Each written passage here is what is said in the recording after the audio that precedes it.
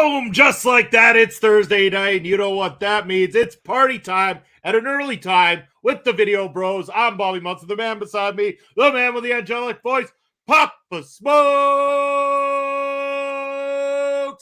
Papa Smokes, how are you doing? And we didn't come alone, sir. We brought a friend with us right down below there. You know him as the co-host of Marvel Talk and the co-host of the Japanese Wrestling Update. He is the one and the only Andre C.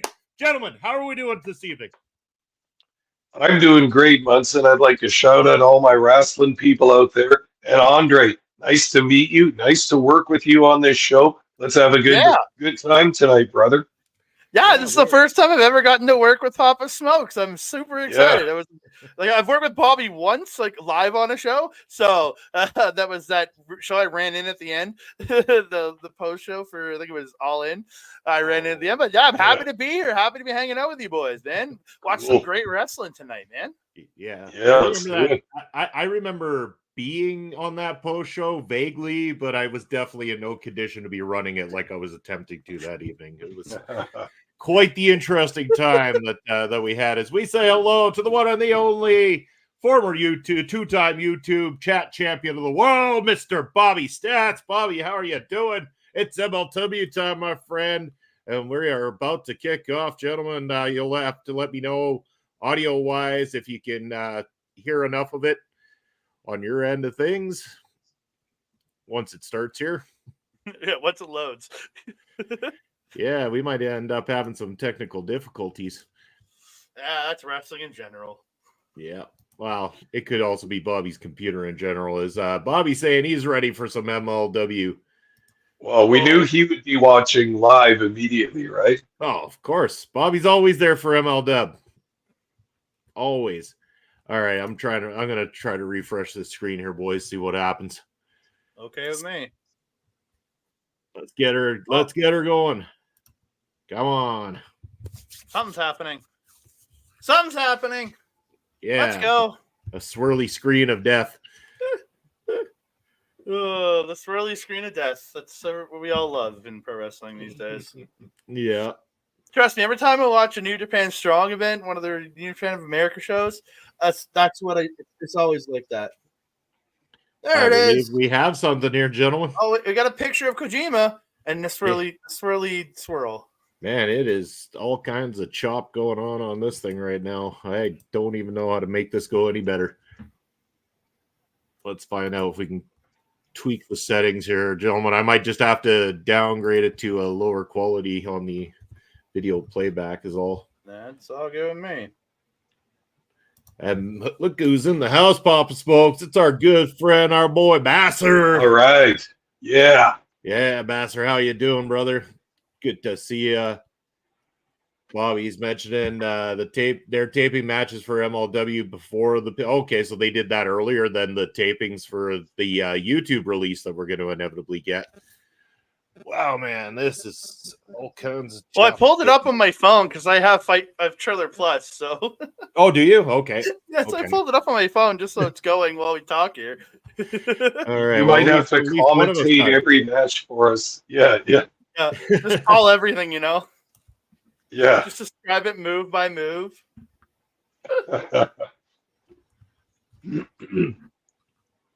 Yeah, I don't know why it's going that slowly for me. One of those days. There we go. Basser say his voice finally came back after the PPW event from the weekend there. You bet, Basser. I was not doing well after that event. I'll tell you that much. I was hurting. I was feeling a little under the weather. I lost my voice as well too. So I'm feeling you, man. Ed's in the house. Speaking of the other host of Marvel Talk, there he is. Hey, fellas. Ed, how are you doing this evening? Thank you for joining in.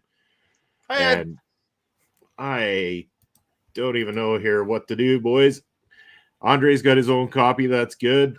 Bob Smokes, maybe I should just fire you over a copy of my credentials so that you can fire that up on the old PlayStation instead. Whatever you think. Hold on. I'm gonna. The Gator's really struggling. I don't know why. Bobby mentioning that he's looking forward to watching Kojima's match here tonight. Well, when that was announced, I made sure to join in. Melball's in the house as well too. Mel, how are you doing? Hey, Mel.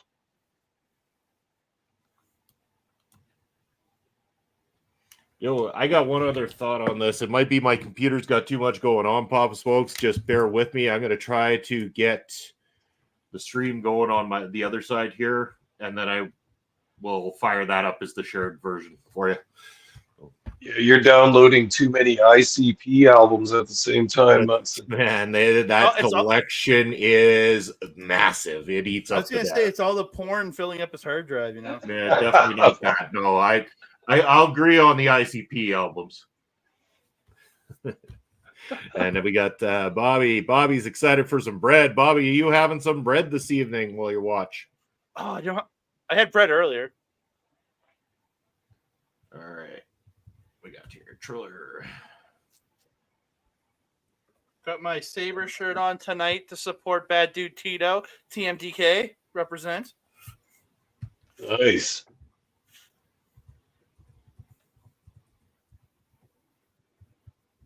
What about Tom Lawler? I know Melball likes Tom Lawler a whole bunch. You guys got to meet him in Edmonton there, didn't you?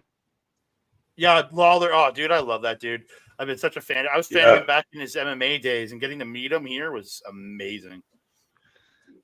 Yeah, we got that damn LimeWire slowing everything down. Yeah, that Cesar Duran just introduced as Tekka Lucha, and somebody coming out for that. I don't even remember what my credentials are for this. I go forgot password. Mystico. He shows promise. Isn't he one of the big guys in Mexico right now, Mystico? He's a name for sure. Yeah, former WWE guy too. Like he was is this the Mystico? This is the original Sin Cara.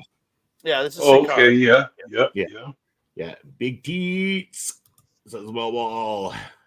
Munson, you didn't go and grab one of those four seats for the show tonight. You know how much of a distance it is between myself and MLW at any point in time there, Ed. That's one hell of a flight, I'm telling you. Plus, you need a passport. It's just not worth it. Yeah. I sure don't got one of them. I'm working on getting a new one. Oh, I don't know what to do.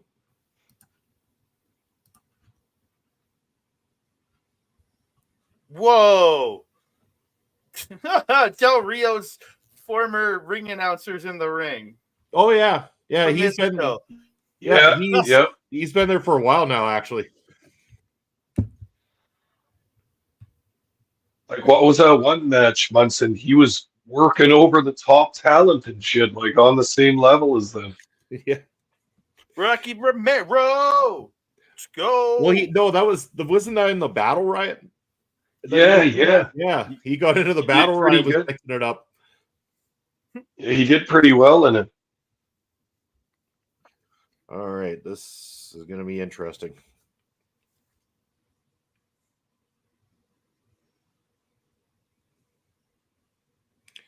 Well, just bear with us. It's coming in intermittently, so we kind of are getting some of it here, Papa Smokes. Yeah. I love Rocky's theme. So good. It's his own music, too.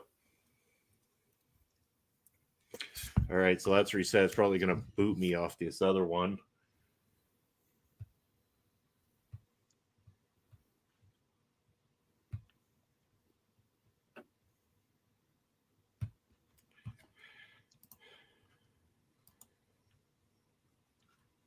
Kicking it off with a title match tonight. MLW World Middleweight Championship. Let's go.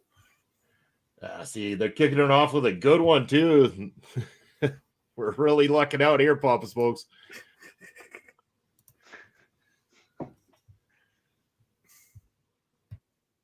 Those MLW titles are gorgeous. Yeah, they are nice, aren't they? They are. And we got Melballs cheering for Rocky Romero, of course. Rocky comments, and let's go, Rocky Romero. Bobby obviously picking a Rocky Romero victory here tonight. Bobby Stats making the right choice. All right. They're chanting, "This is awesome" right off the hop. I love it. It's great when people get together, but can't chant "This is awesome" before the match starts. Come on. Yeah, let it get awesome first. Yeah, let it ramp up to awesome.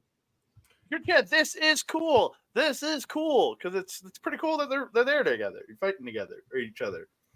All right, Pop Smokes, you might be temporarily losing your feed here for a second. Yeah, but I might have a solution. Woo! Solutions.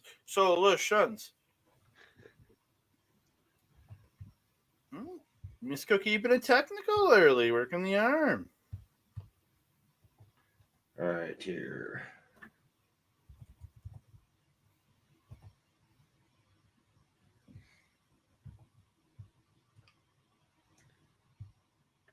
We'll get to Bobby's comment in just a moment there while I set this up. Here we go. 100% Shane Haste.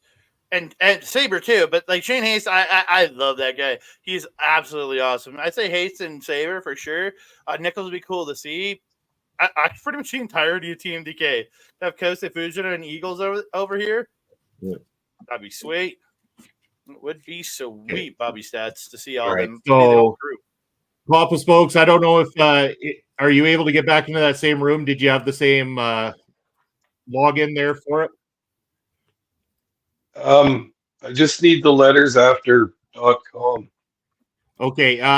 Are you able to go over to the private chat in this room on here if I type it in here for you? Okay. Because I'll put it in there if you're able to just open the private chat on this version of StreamYard here for a moment. Okay, let's give it a go. All right. It should be there now if you click private chat in this room. It's working nicely. I pulled it up. It's working. It's working clean right now. Yeah, because it is working now that I put it over to a new computer here, so I'm not running dual on the same system consecutively. Did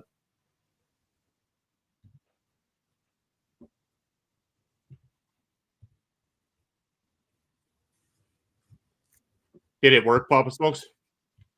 Not yet. Yeah, you can't see that in the chat there? Or? Nope.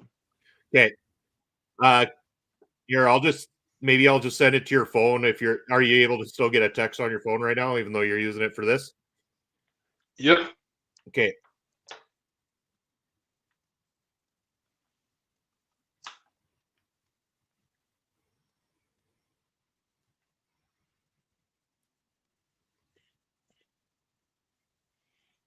All right. Should be on your phone there for you, Pop Smokes. You can click that onto the old place. We should be rocking and rolling from there. Sure, he'll be back shortly. But in the meantime, yeah, I finally got the feed working here. So I'm with you finally, Andre. And Bobby Petito asking which members TMDK would you guys like to see wrestle at MLW? Bobby all particularly of them. Picking Robbie Eagles. So I'm going to pose that over to you, Andre, because I'd be okay with the Robbie Eagles making his way down. Eagles, I'd love to see Eagles and Fujita come in as a tag team. I think that would be awesome. Maybe you get the whole crew over. Like, you don't have to bring them all in one shot, but I think I'd like to see all the guys over here, man. Yeah, but Pop Smoke's back in line. Been working, Pop Smokes? You all good?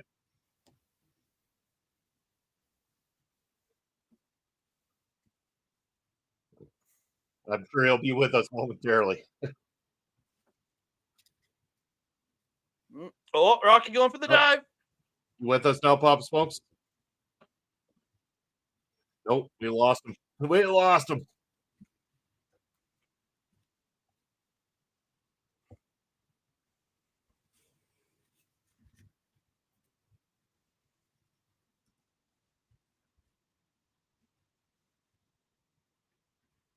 Maybe he'll get the other one set up first, and then he'll hop back in here and join us live on the stream. But yeah, what's everyone's thoughts so far on the opening matchup on the card? Like, this is a big one to open this up with too. Like this, I love the middleweight division, especially when they give one-on-one opportunities like this, and especially when they start to bring in names like Mystico. We get to see some of these, stars of Mexico come in and join the fold along with the stars of Japan as well. Papa Smokes, welcome back to the stream. Yeah. Yeah, is it all working on your end now? It isn't, but the show must go on. Show must go on. Just trying to think how we can get the message to you to log into the other one there.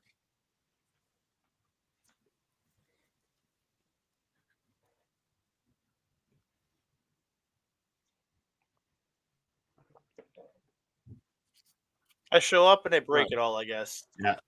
Here, Papa Smokes. I'll give them to you here quickly, okay? Oh, no, Rocky, leave the mask alone. Oh, no. Completely destroy guys. You know what happened, Papa Smokes? I texted the wrong one. That's what happened. That's my bad.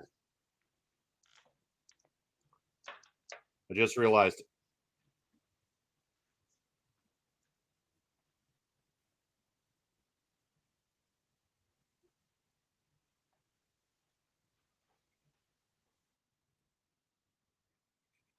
All right. I promise that's the correct one I just sent to you, Papa Smokes.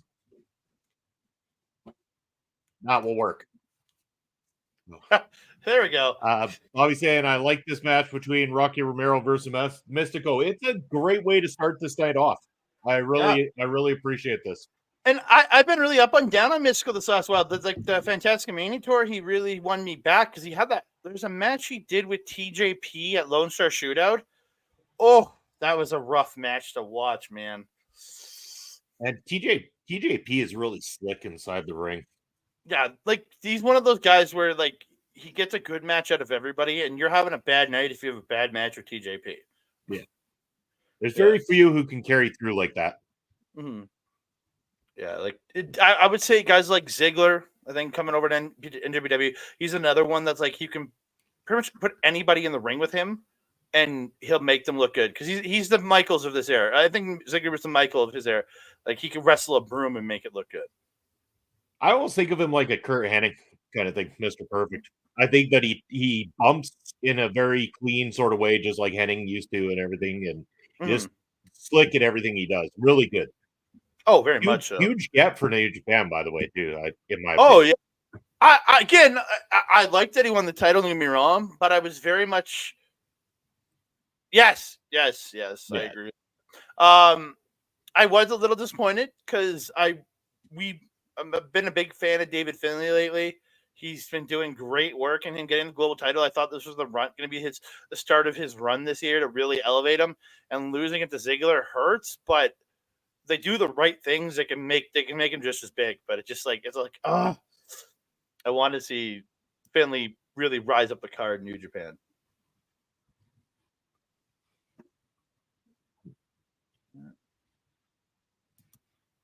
So I think Papa Smokes is actually watching in the other room on his phone right now, and yes, hasn't got that one onto the old PlayStation just yet. No. Oh, good. Robbie wants to know who from MLW would we like to see wrestle against Robbie Eagles or Fuji. How do I say that, Andre? Sorry. Oh, Kosei Fujita.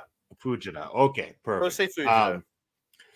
Yeah, who on MLW? I think Robbie Eagles is perfect for the middleweight division, bar none. I think that he'd slot right in with the Rocky Romeros, the Mysticos, and everybody that we see here right now as they continue to build that division back up. So, anyone strike your interest there, Andre? I'm just looking at the roster because again, I'm not as familiar with the roster itself. I'd love to see Fujita versus one called Manders. I have a soft spot in my heart for Manders because he's worked here a couple times. So yeah. I would say I'd like to see him work. Even though he's a junior, I'd love to see him work with Manders just to see that dynamic base difference. Or even I have seen Akira before. Akira would be good too. Yeah, I said Ziggler. It's the math. I know. I'm bad at words. Watch my show. I'm always bad at words.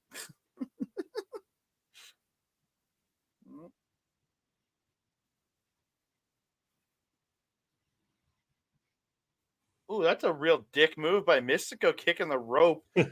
to Rocky Romero's nether regions. That's a kind of a shit move by Mystico.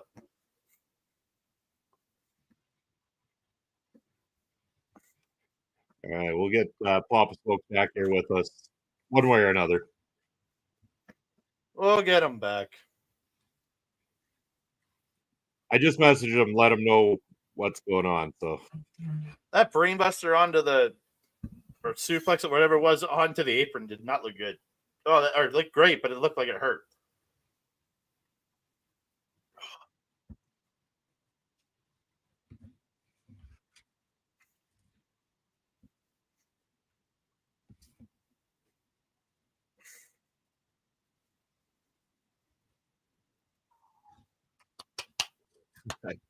I think he's Rocky.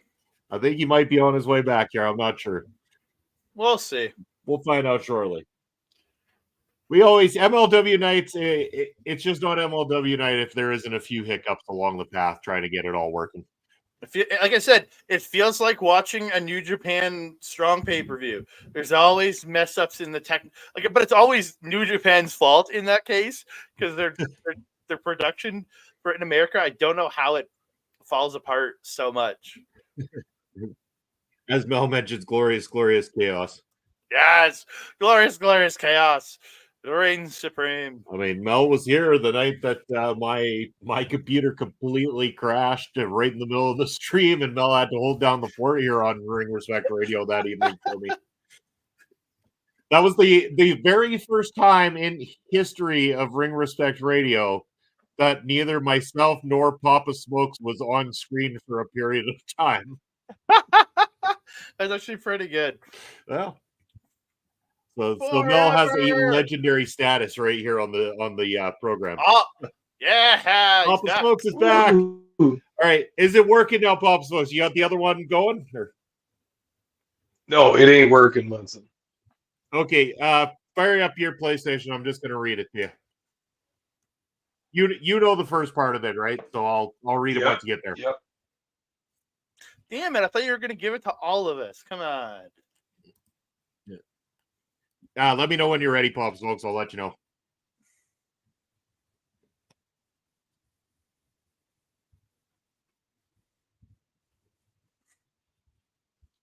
Does Mystico take the title here? That's the question.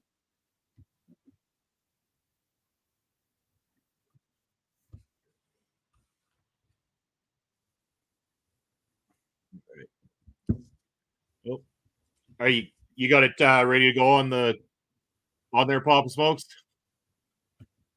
Okay, I'll let you here. So start with RE62. Let me know when you're ready.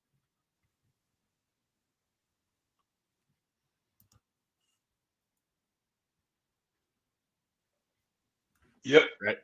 Yeah. Okay. So, hold on. So you got that first part. Okay. Sorry. Then it's E7KF.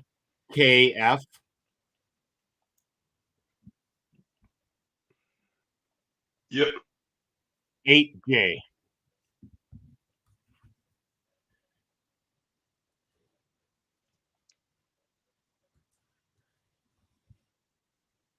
And we got Bobby saying Eagles or Fujita versus Matt Riddle. I mean, essentially, that could happen in a lot of places right now. That could happen in New Japan. Yeah. Yeah.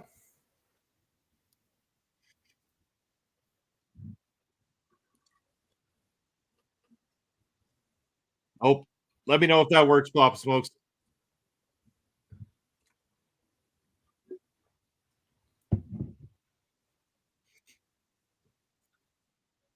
There's our good buddy Brian Carter's not in the chat here with us today. I'm sure Brian Carter's watching this. Oh, Spanish fly from the top. Oh! 1, 2, no, denied. Yes, Rocky survives. King of sneaky style, baby. I'm certain that Rocky's still going to remain champion after this by hook or by crook for sure, but Let's hope by crook. yeah, crook That's is the way good. Rocky should always win, is by crook. And he really did a number on Mystico's mask. Yeah, like it's been really good. His mask has held up this well throughout the match. Ooh. Ew, right in the face. Oh. Oh! A solid matchup, I gotta say. Good middleweight match here tonight. This might be the Well, best. and our good friend Bobby Stats. It might be the best Mystico or Sin Cara match I've ever seen.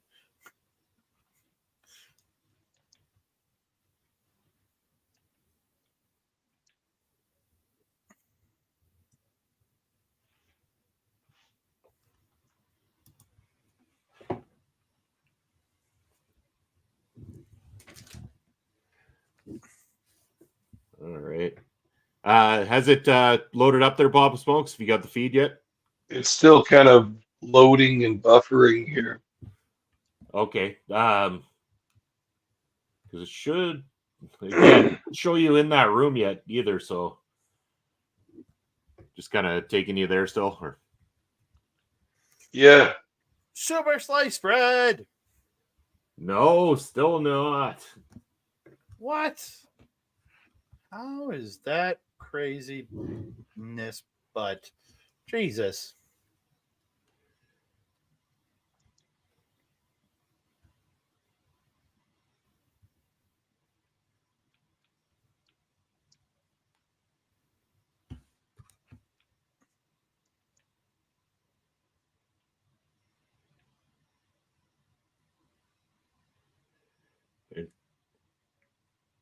All right, the one I'm sending you right now, Pop Smokes, I'm gonna send it direct to you on your phone.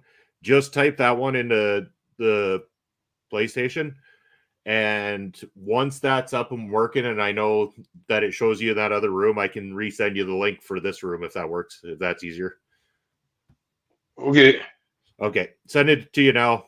That one, just type into the old PlayStation, get her working on the TV there for you.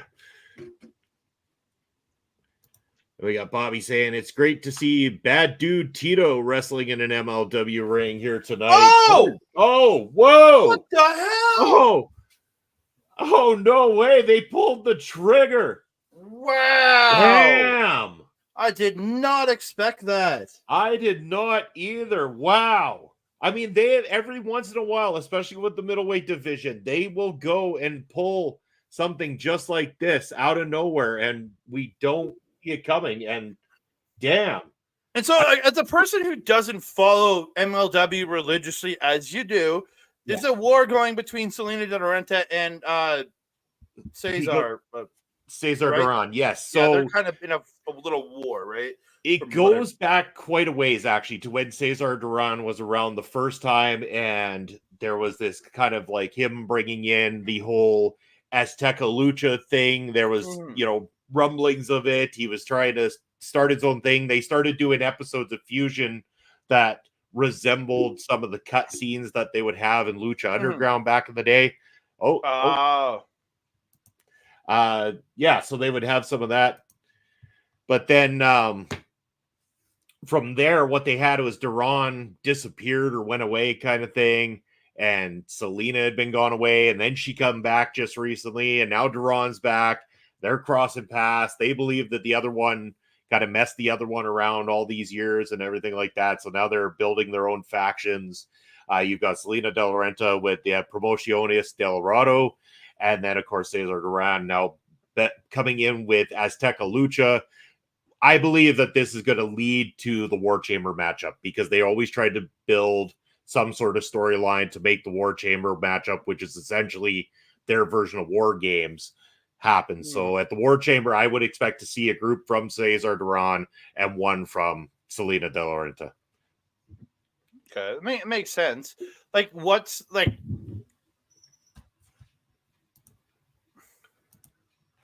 What did he have to do? What's that? Sorry. What are they saying Rocky has to do?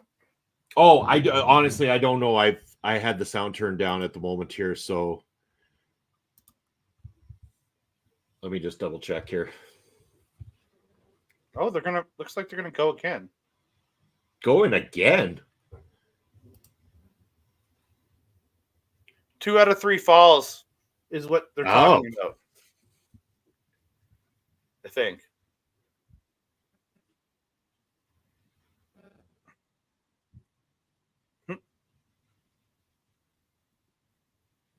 It's yeah. There's no way they'll restart it. No. Again, they still got like 7 more matches to get through. Yeah.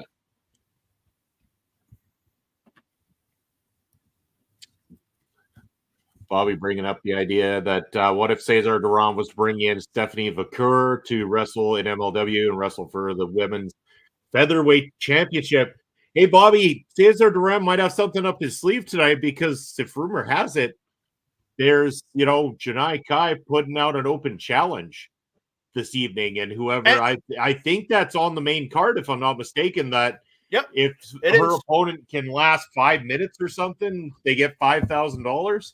So, and then remember, and Vaquera just announced to be challenging Julia on March 10th in Japan too.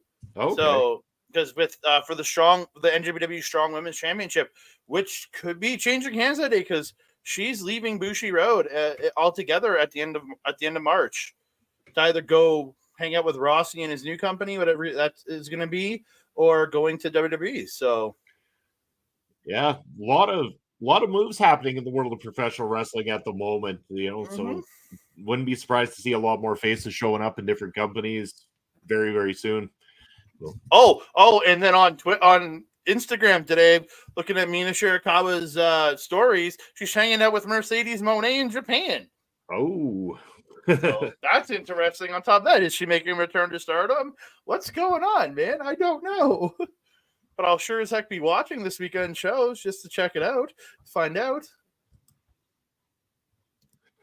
Oh, Raven's part of this now? Yeah, this is the part that I'm not even interested in, if this is what it is. So Raven came in with this group called the Call. Mm-hmm. Yeah, it's going to be a gimmick street fight. Yeah, of course. So Raven started this thing called the Calling in MLW, and it never took shape like they wanted it to. It featured Ricky Shane Page and Akira. They had Ricky Shane Page turn on Akira, and then Raven was gone altogether. And then they brought Sami Callihan in, and him and Ricky Shane Page have been beating the shit out of Akira, making him look like a chump for a while instead of trying to get a new, good, strong wrestler over. And then all of a sudden Raven shows up and they think Raven's going to be with the Calling again, but he sides with Akira for some reason to start some Calling 2.0 on the side, and nobody is that interested or invested in it, to be honest. I get it. Again, I was done with Raven years and a decade ago. Yeah. Like, who are the guys in the gas mask, by the way? They are just random guys that are part of the Calling. They usually just put some, talents that they haven't put into the company from other local companies in masks and send them out there. Essentially, like Alex Kane's right-hand man, Mr. Thomas, started in MLW under a mask when he was with Contra under as a member of the Sentai Death Squad. So he was Sentai Death Squad member number whatever it was and stuff. And I remember when we saw him in a matchup that featured that particular member of the Sentai Death Squad, and both Pop Smokes and I the whole time were like, man, this guy looks like he's somebody. Like, this is a big beefy dude that should be wrestling more often. And lo and behold, then finally becomes the right-hand man to Alex Kane, and all good from there.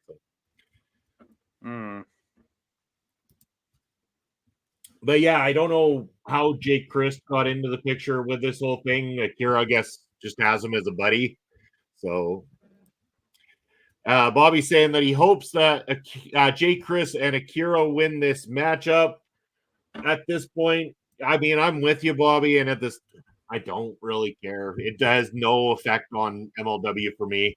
It's another reason why Ricky Shane Page doesn't have to defend his openweight championship, and he's sunk that title lower than it's ever been after so many people had it and defended it brilliantly. So they need a new champion and fast. I don't try to hide my feelings about Sami Callihan either. I'm not a fan. I appreciate that though. Like I appreciate when people just like fuck this guy. I do it on my indie show. Yeah. Sometimes I just don't like certain people, and that's my opinion, I guess, and that's the way she goes. I mean, again, I don't sit there and say that these people aren't for someone else or anything like that. I mean, if you have your niche, you have your people you like, hey, good for you, go for it. Just not my bag personally. And then at the next show, at the next two shows, they stare daggers at me for what I said on my show.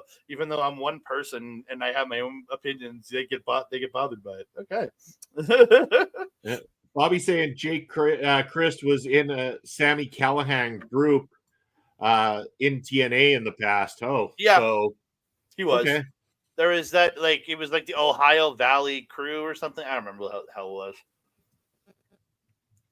Ohio versus everything. I think that's what they were called. Yeah. Oh, they just mentioned it on commentary. Yeah. Well done, Dombrowski. Well done. That's all those traded VHS tapes that he's done over the years gave him that kind of knowledge. No, it's just subscribing to TNA Plus. Man, we lost the pop of spokes here. What's going on? Technical difficulties all over the place. Mm-hmm. That dude you see the Swanton's Ricky Shane Page, right? Or is that Chris? The one that did the Swanton. Guy in the red and black pants. Oh, that's Ricky Shane Page. That's what I thought. I was right. I was like, did Mike look at the wrong person here? I was like, no, that was him. I like the Sakira guy. I've seen him wrestle a few times in videos online. I think he's really quite good.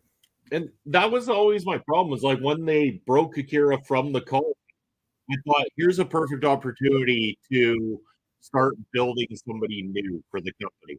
And Akira's perfect for the middleweight division.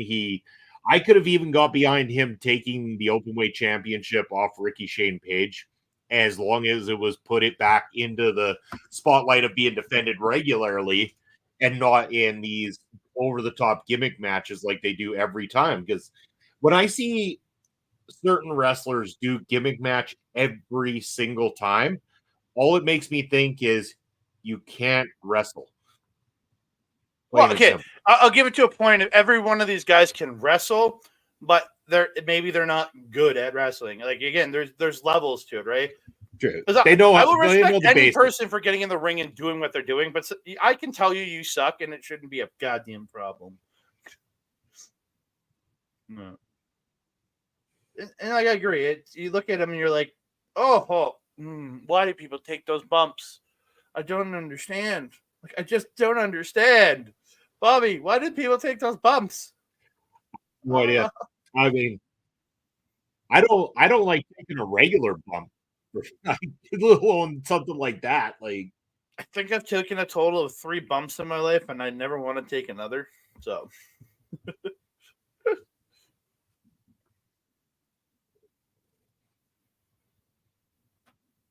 ew! Stop spitting, you gross weirdo. You just landed in your spit.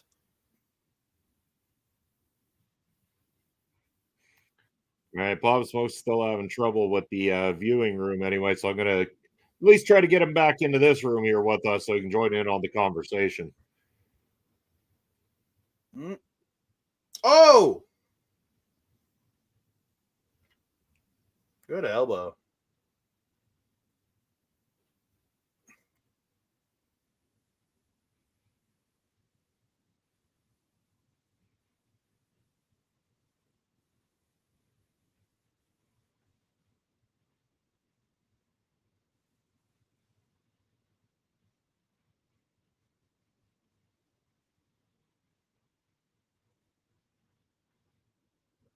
All right, there we go. Hopefully, Bob's supposed to be. So they cut away from fucking Sammy as he uses the chair. What the fuck? Yeah. Like, showing him, then cut, bang. Good call on that one, man. We got. Well, you sure know Kevin Dunn's not running the production now. Yeah, he downgraded to MLW. No, that dude wouldn't have missed that. For everything they shit on him for, he got except for that one edge spear, he got the shots. He always got the shots, man. He was good at that. Yeah. We got Bobby saying, who would you like to see other stardom wrestlers? Oh, so I'll put that one to you, Andre. What Azumi. She would be awesome. Her versus Janai Kai. Oh, let's do it. Or Delmi XO. I'm in. Speaking of Delmi, on the taped event that they do that's going to be coming out on YouTube in a couple weeks' time here, she's got a matchup with Zeta Steel for the number one contender spot against Janai Kai. Pending that, if Janai Kai's belt is on the line tonight, that she doesn't end up dropping it to whoever her mystery opponent is. And it's not on the line. It's just a singles match, isn't it? It might be. It might just be trying to come out and prove yourself to the champion kind of situation. So Tora. I'm not sure if it's for the belt. Tora. She'd be great. Bobby's got a couple of ideas here himself who he'd like to see. Well, we're going to get to see Mina on North American soil on April 12th. She's working the GBW Chicago, the Riot Show in Chicago. I'm looking forward to seeing that. And they announced Vakar and they announced Azumi for that show. So we could have Mina versus Vakar for the title if Vakar wins the title on the 10th. So.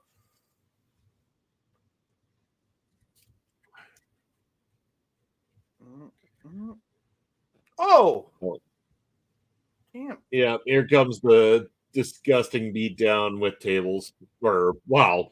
Tables, like wooden doors by the local Home Depot. Like the February 17th Stardom show, Julia and Tora had a no disqualification match where they got weapons involved, but everything made sense. And then at the end, Julia took the piece of broken table and hit Tora over the head, and her head went through it. And she went to pull it off, so the ref stopped her, and the ref had to break it to get it off Tora's head because it was cutting into her neck trying to pull the table off of her. It was nuts.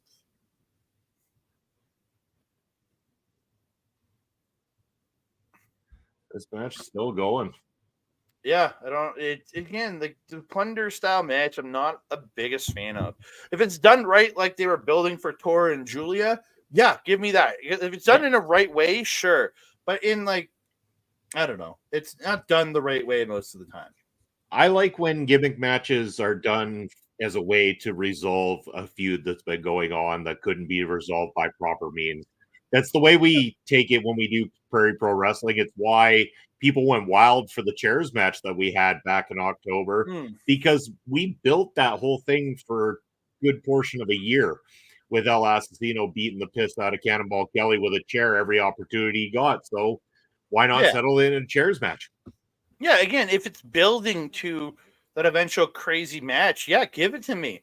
But when it's just, hey, let's do a crazy match, just have a crazy match on the show, I'm good. I find it becomes forgettable then because once you've seen the spots and everybody's seen these spots, there's no storytelling to it. And if there's no storytelling to it, the interest level's not there. The memories aren't there, kind of thing. What the? Oh yeah, he's pretty much been on MLW's payroll for a good portion of 2 decades. You got to remember, MLW was originally created 21 years ago or so as a way to get back to the feeling of ECW because they didn't like the way that the WWE had taken it over and done what they did with ECW. So a lot of the ECW originals followed Court Bauer to the MLW side. It's over. Why are they still fighting? Okay, well, that happened. He kicked him in the dick and backslid him. Like, what the fuck is that? Yep. That's about as good as it gets right there. This match was like, dude, stop! Just what the fuck is going on? Oh, it's not over. The match is over, but it's not over yet. Yeah, just keep it going. Oh, who's gonna run out for a save now? Oh, Jimmy Lloyd. Oh, from GCW. Here comes Jimmy Lloyd. Isn't that GCW guy? I don't even know. Like Jimmy Lloyd was there like once recently, I believe. Yeah, you bet, Melball. They got taken to Dick Kick City on this one. Yep. Mel's favorite, Dick Kick City. Yeah. Kavatani, I hope I said that right, versus Delmi Exo would be a great matchup. Mm-hmm. I'll take your word on it, Mr. Stats. Oh, it would be a great match. Trust me.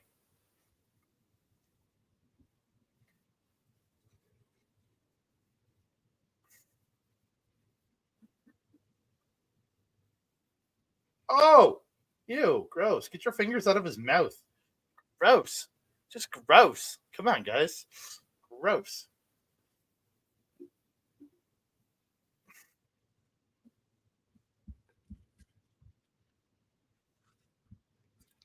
All right, they can move on. We got a lot of nights here to go. We still got, a big night here ahead of us on, OLE podcast is right after we wrap up here, and hopefully we wrap up in reasonable time. We have got the Honor Ramble going on immediately following this. So if you want to catch up on all things tonight's Ring of Honor, join Auntie Collins and Kyle Sparks for the Honor Ramble.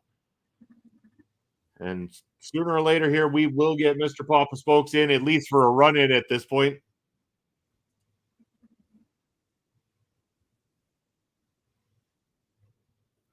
No. Don't call them back. Let's move on. No, Raven on screen. Oh, no. It just retire, you old fuck. Retire. I apologize for swearing, but retire, you old F word. No, I don't drop the F-bombs. It's all good. I do it all the time. Yeah, Bobby, boo. I agree with you, bro.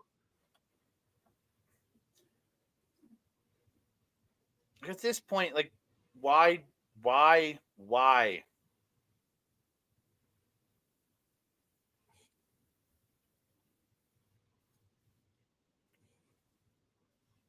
Nobody cares about the name they're calling.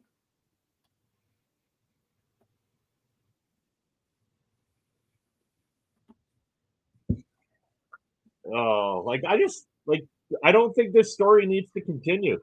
No. At all. All it does is hold up that openweight title. Mel asking what happened. Well, what happened is that Ricky Shane Page called out Sami Callihan called out the guys to come back, and then Raven appeared on screen, said a bunch of bullshit. Now they're still talking. This doesn't seem to end. We have better stuff to get to, and these guys don't understand how to get the fuck out of the ring. Mm-hmm. Your time is done, boys. Move on. Long night ahead of us.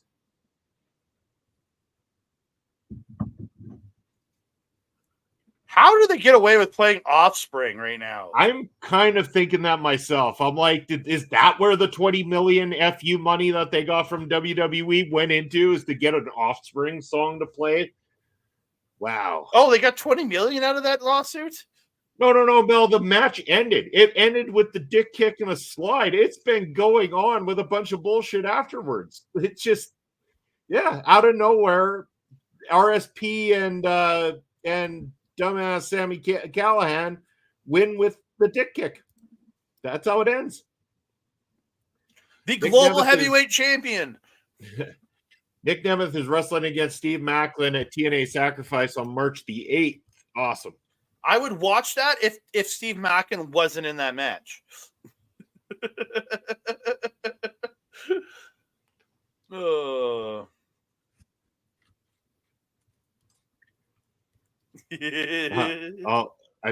think we both clicked it. Yeah, but we'll put that on the screen. This is Andres Karma for that shit for carpool karaoke. Oh, Mel put a video up. We were yelling like a boss, singing out like a boss in my car on the way home one night. So So I think Pop Smokes is struggling with actually getting into watching the show. So he is going to be coming back to join us here on the stream to chat all things MLW and everything. So We'll he's let going to him be a know trooper and come in and join us still. So I'm going to be glad to have him back.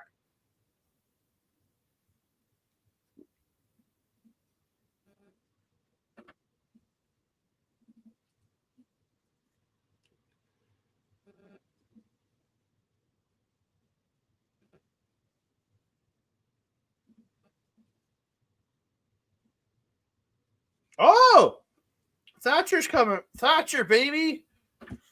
Oh, Thatcher. Yeah. Thatcher's he's been around a few times. I like Thatcher a lot. Oh, I know he's been around. It's just I got to see him live last year against awesome. Mitch Clark. Oh, he was so even good. More awesome. So, like, just a beautiful technical wrestling match. And actually, I got to see two great technical matches. I was like, Tom Lawler.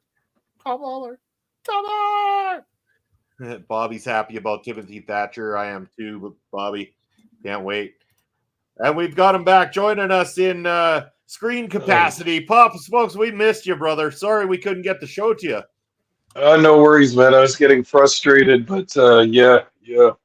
All right. Yeah. Well, you punch a wall, smoke something, and you come back all happy.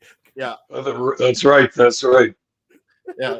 I mean, in all essence, anything of these you want to watch Pop Smokes, I can I'll get you set up with those credentials, log in and watch it another time for sure. So we'll make sure that gets set up and you can get logged in sometime here soon.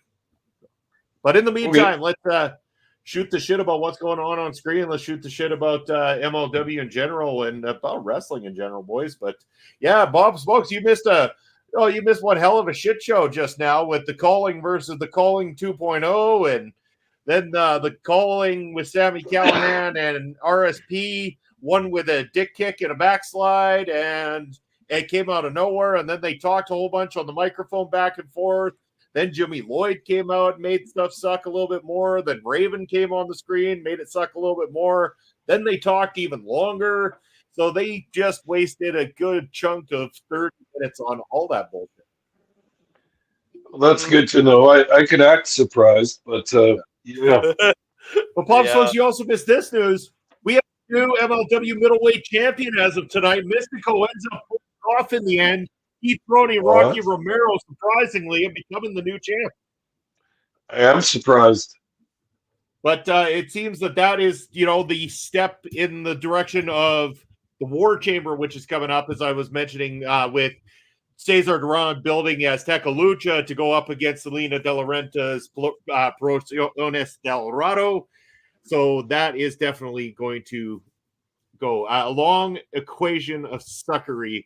Yeah, unfortunately, that is the Calling every time they're on screen. Yeah. But yes, Bob Stokes, you also missed this news. Timothy Thatcher's coming back for the MLW War Chamber in a short period of time. So we got some good stuff happening. That is good news. I'm pleased about that. With the landscape cleared, they could just put Timothy Thatcher right up the card at this point in time. Got lots of space for him. They almost have to, yeah. Oh, here we go. Papa Smokes' personal close friend, Mr. Thomas, accompanying the Bull Miami Fight Club leader, Alex Kane, to the ring to fight Bobby Fish. The Bull Miami Fight Club's not as robust as it once was anymore. It's just Mr. Thomas, Alex Kane, and Faye Jackson. They seem to have lost Bougie. They've lost, I can't remember the other guy's name that they had there, and the whole entourage that they had. O'Shea Edwards, and and then of course the whole entourage. No entourage tonight. Interesting.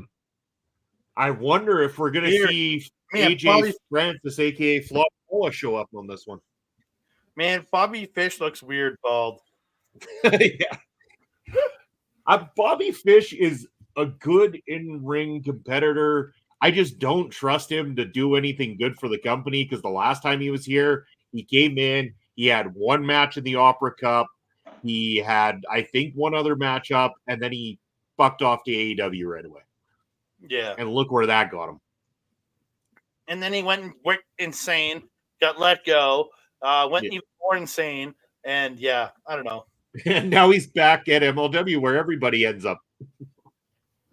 Yeah. When everybody else has closed the door, Court Bauer finds space for you on his show. Mm-hmm.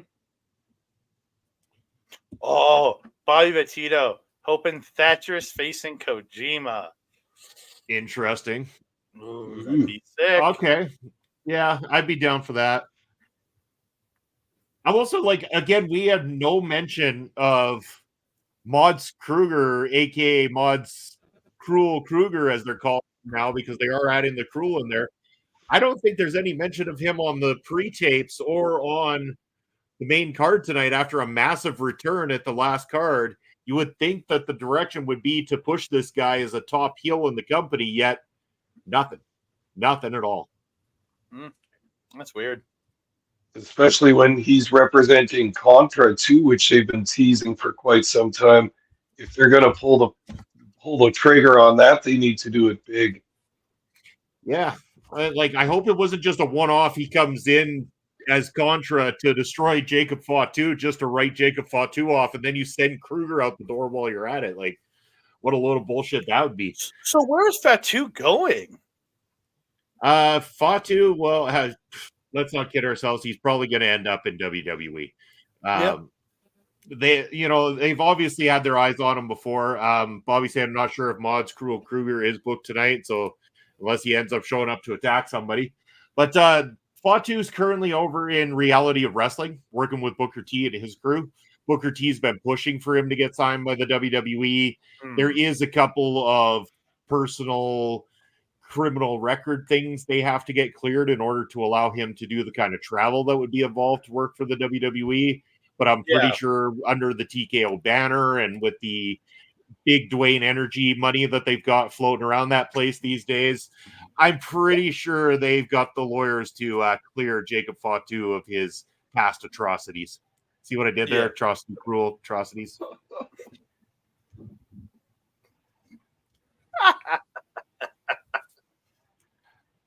But this matchup so far, I mean, it's what I expected. It's a good grappling matchup. Alex Kane has really proved himself to be a good grappler inside that ring, as well as what Bobby Fish is capable of. So it is that style of matchup. I really think I know where this one is leading to. How about Jacob Fatu and TNA? I'm sure TNA would love to have Jacob Fatu, but again, they're looking for any way to keep milking that bloodline story. And considering the fact that Jacob Fatu's name actually appeared on the screen when The Rock and Roman Reigns were doing the WrestleMania 40 breakdown of the bloodline family, it was clear as day Fatu's name was there. It was like they were winking at the camera saying, you'll see. Yeah.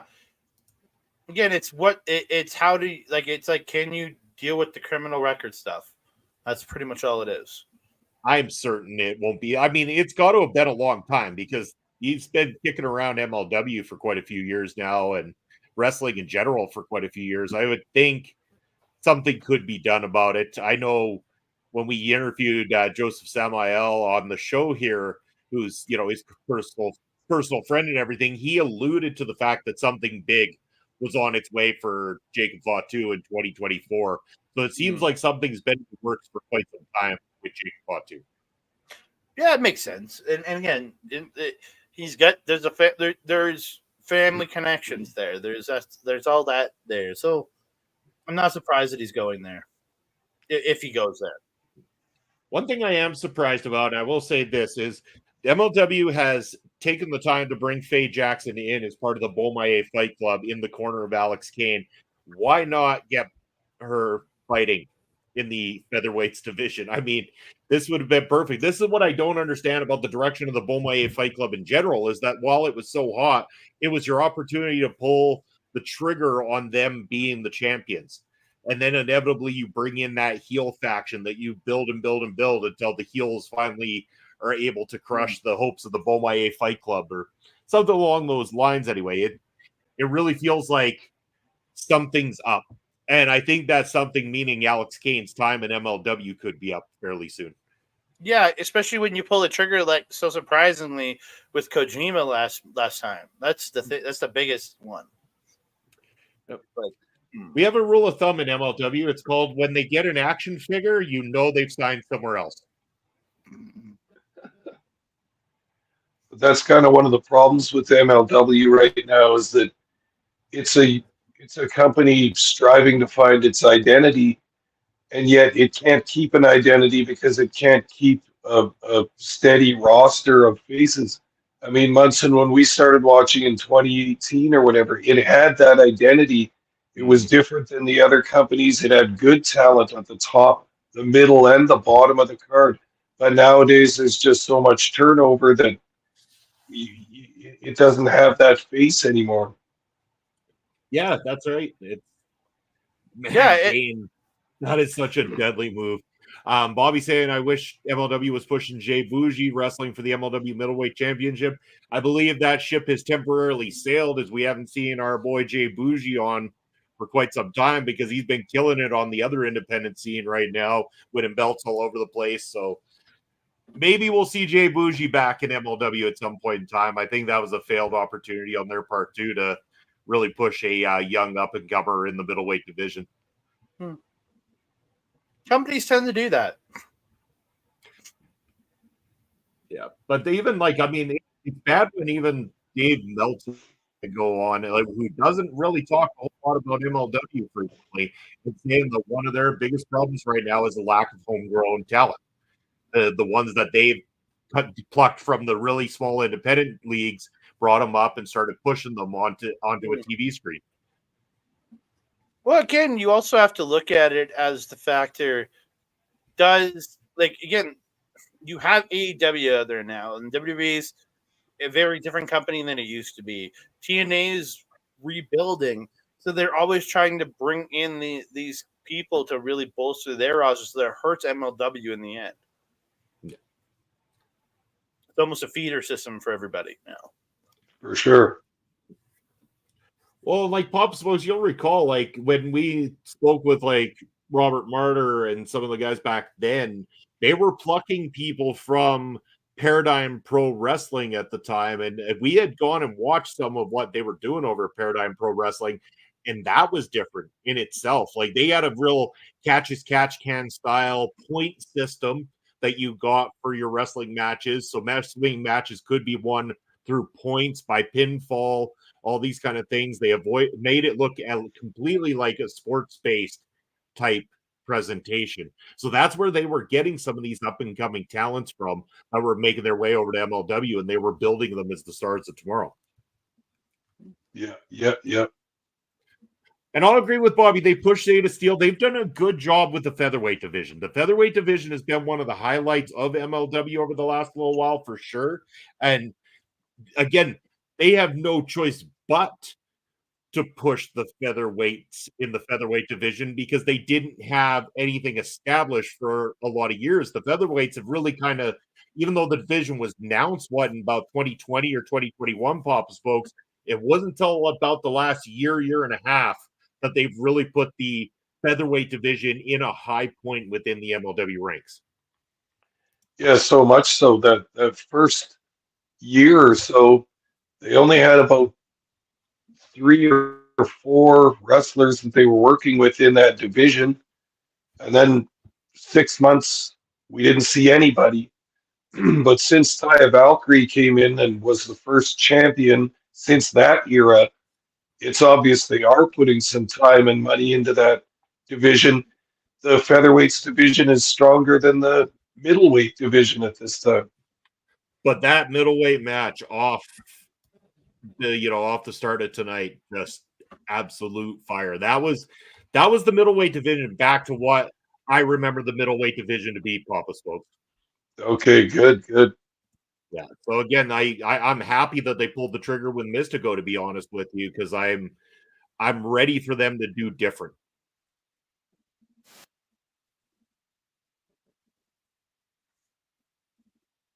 And I sense that might be part of the deal that they make, sharing talent between AAA Lucha and CMLL and some of those other companies is to highlight some of the talent, not just to feature them, not doing jobs and such, but featuring them, putting a talent on them, putting the spotlight on them. We've seen them do that with some of those Japanese guys from Dragon Gate and all that, including Shun Skywalker and such. Sean! Wow. So That ending was I'm just glad weird. the Kane won, but he just won by referee stoppage. Like he had the rear naked choke, let Bobby go, and Bobby just played dead. That was weird. But like I thought AJ Francis was going to interfere in this, so I am surprised that it didn't go that direction. But happy it didn't go that. This gives me hope that maybe I was wrong about Alex Kane's departure.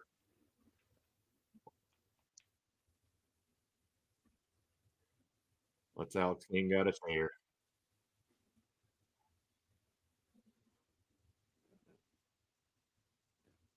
Oh.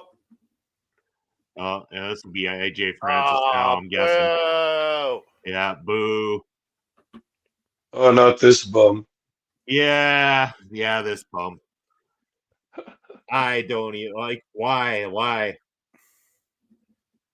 Like, honestly, did anybody ever watch? Like, again, I know not everybody here or everybody watching watches WWE, but did anybody ever watch this guy in WWE and think, man, can't wait to see this guy break out as a single star? No, not at all. I always thought he's a great talker. Don't get me wrong. Yeah. He's good though, but it's like I don't want to see. He doesn't need to wrestle. He should be coming out trying to become Kane's new manager. Is what he should be doing. Yeah, but I'd be okay with that. I'm not opposed to a good talker as a manager, somebody who could take the occasional bumps and stuff. I just really don't. I have no investment in Alex Kane versus AJ Francis in one-on-one match. And you can hide him in a tag match if you need to. If he's a manager, you can hide him in a tag if somebody else wants to get their hands on him. But it doesn't. Just no. This is the same bum Papa Smokes that on the pre-tape version that's going to be out on YouTube in a couple of weeks has a match against your boy, Mr. Thomas. Oh boy. And I'd like to believe that Mr. Thomas would mop the floor with him, but unfortunately, I think I know where that booking decision is going to go. Yeah. Sadly. Mr. Thomas is way better than what he gets the opportunity to show in MLW. I always think so too. He does a lot of jobs. Pretty much all jobs. You don't normally see Mr. Thomas getting his hand raised unless his hands raising to raise Alex Kane's hand. Yeah, didn't he even lose to Jay Bougie when they were kicking him into the crew? No, that was probably the only ones he won, and they had him. It was kind of he had a good fight with Bougie, and then he beat him in the end, and they brought him into Beaumont because he said that Bougie never gave up and never quit, so they respected it, and that was the reason for bringing him in. Right. But yeah, so I'm guessing that's your match at War Chamber is going to be Alex Kane versus AJ Francis. Get excited, folks. I don't know. I'm so excited. Yay. Yeah. I know, Andre, in the Discord, this was brought up and everything. You might have seen it, but Bob, folks, I'm not sure if you heard the exact dollar figure of what MLW got in their lawsuit settlement with the WWE. I didn't. I had read something that it wasn't so much considering what they spent in legal costs. Yeah. So the total amount apparently was $20 million. And of this $20 million, I'd imagine there's the lawyer fees, AJ Francis's fee coming in, maybe Bobby Fish's fee coming in. And I heard them playing some Offspring. Andre and I heard the Offspring song playing during the calling bullshit earlier, so that must have cost them a good penny. But we do have, yes, the tapings from tonight are going to be out March 16th on YouTube. Then we got War Chamber March 29th, May 11th in Chicago as Azteca Lucha. And then, of course, the Battle Riot 6. It's on June 1st, but, I am not going to be watching that live because that's my wife's birthday, and I will get murdered if I do. So you can join me on June 2nd on Point of View to do the watch-along of the Battle Riot this year. Makes sense. Hold on here. What is this new? I thought I said New Fusion Live, and then they go into showing the action figures for all the wrestlers that are no longer in MLW. like Lindsay Dorado, Microman, and EJ Nduka.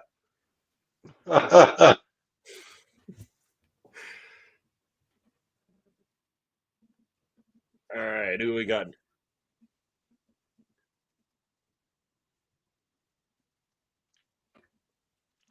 So, tag team title matchup. Davey Boy Smith Jr., Tom Lawler are going to be taking on the champions. Oh, and then Saint Laurent looking like a moron even more than he normally does. Is he wearing a So helmet? Pop Smokes, he's got his jumpsuit on and neck brace on and a helmet on. Jesus Christ. I'm assuming this is because when he got slapped by Kojima and that really, really bad backstage slap bump that he took.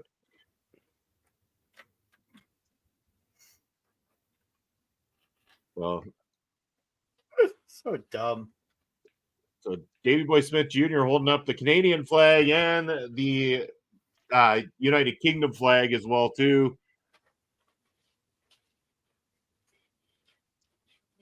Now I want to believe that this is the team that they should go with. Tom Lawler and Davey Boy Smith Jr. Again, Tom Lawler will help to make up for what Davey Boy Smith Jr. lacks, and that is the mic work. Tom Lawler is better on a mic than Davey Boy Smith Jr., so this tag team could work for me. Yeah, I agree. Oh, Bobby saying that former MLW wrestler Alexander Hammerstone is wrestling in TNA again. He's going to be wrestling against Josh Alexander again at TNA Sacrifice on March 8th. Well, shit, I guess I know what I'm doing on March 8th then. Not watching Sacrifice? No, I'll probably be watching Sacrifice. I know. I figured. I like me some Alexander Hammerstone. Actually, TNA does a nice job too. I enjoyed watching the last one, and again, if I end up watching it, I'll probably do the post show. Imagine I can convince Astrid into that. Shouldn't take much to twist Astrid's arm. And we kick off. Hot start to the matchup. Well, at least they've got some tag teams again, Pop Smokes. When was the last time we saw some actual tag teams in MLW aside from who they'd have with the belts?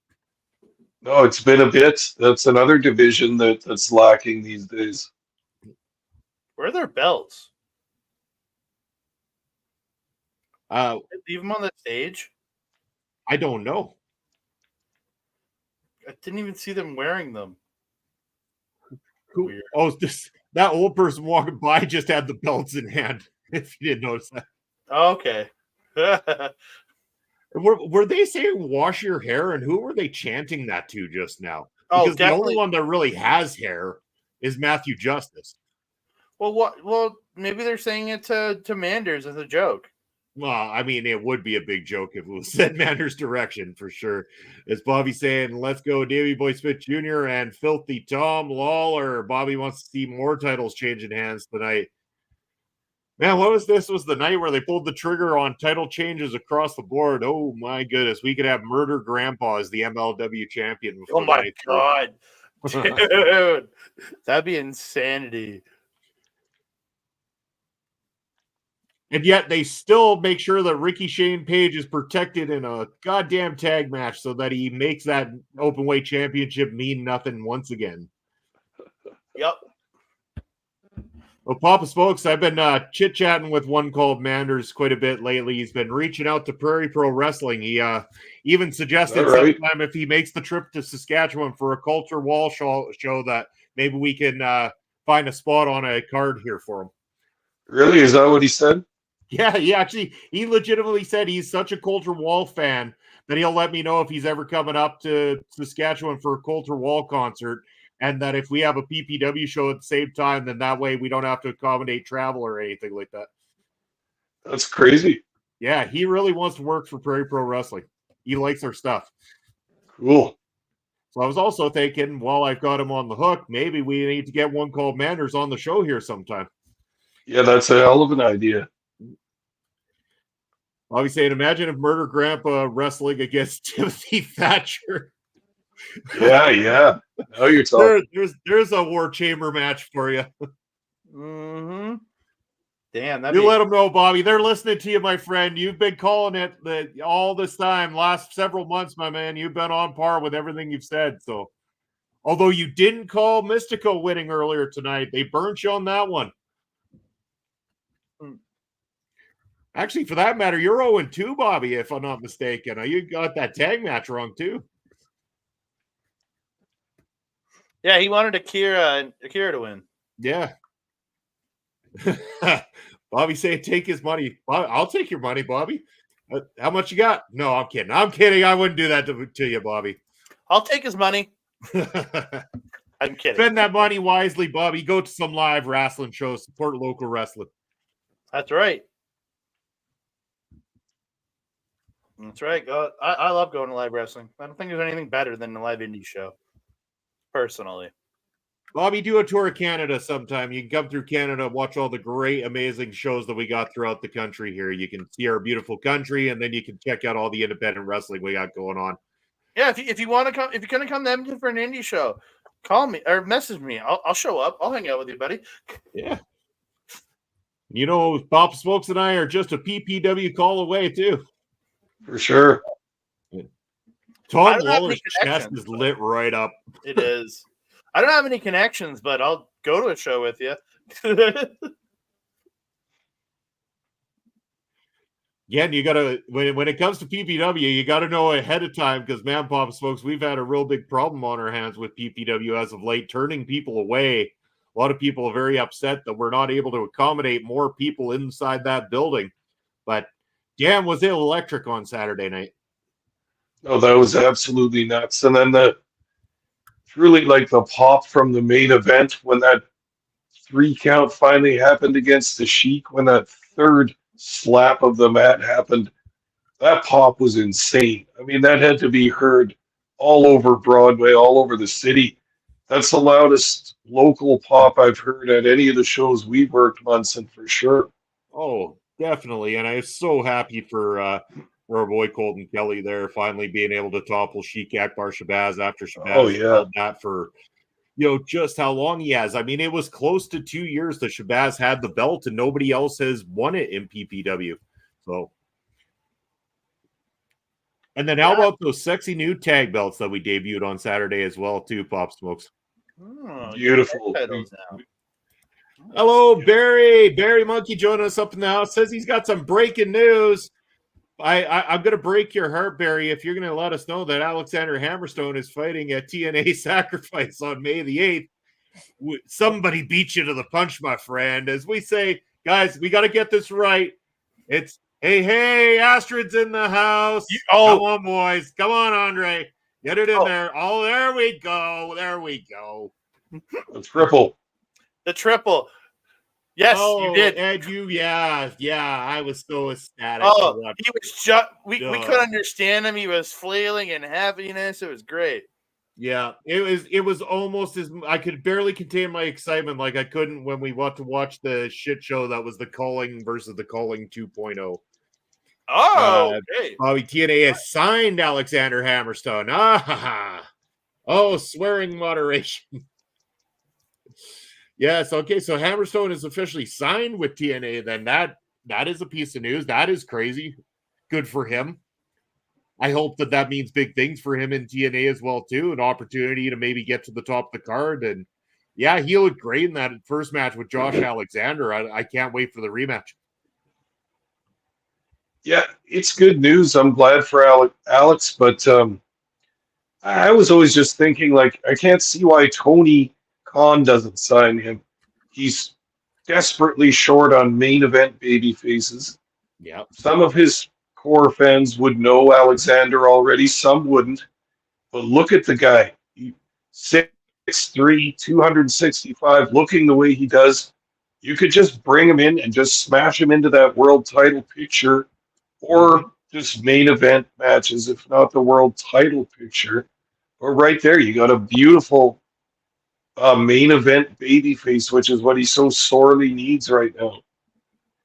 Yeah, and Bobby's saying, what if he is the guy that beats Moose? And hey, there's no better guy to not only handle being a champion there at the top of their card, but talk about a guy who could worked well with Moose, and even before that nightmare pendulum, that finishing maneuver on a guy the size of Moose, because we've seen boys bigger than Moose take that nightmare pendulum from Hammerstone, and because he knows how to do it perfectly, and he's a big guy, so he can carry a lot of weight with him, so he has no problem getting that swinging momentum he needs to make sure those guys hit that thing properly. Mm-hmm.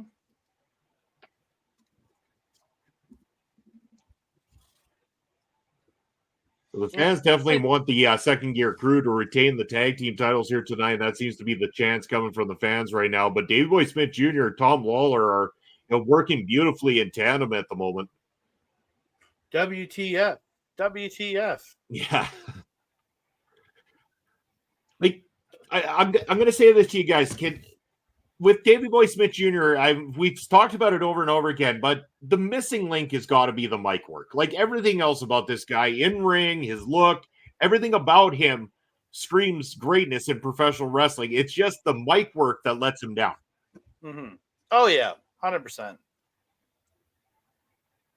Again, he just doesn't quite have the charisma needed. Yeah. It seems to be an issue with his game right from the get-go. Bobby saying he misses Sam Adonis on MLW. I'll agree with you there, Bob. There'd be a lot of room for Sam Adonis on the show these days.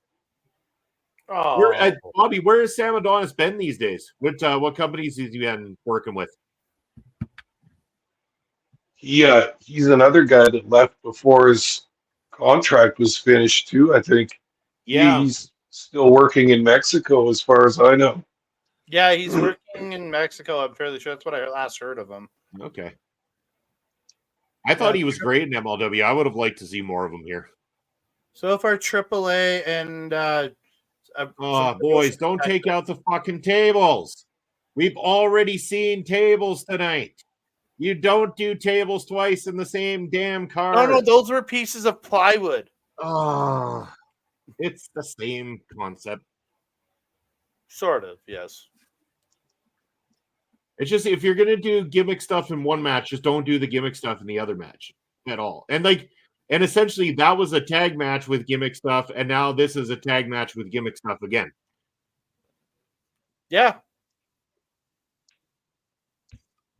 Yo! Speak of PPW fans, it's BDJ keeping it PG-13 here on Ring Respect Radio. How you doing, BDJ? Missed you at the show on Saturday night. Did you get left out in the cold there with the entire lineup, or did I just not see you in amongst that sea of amazing people?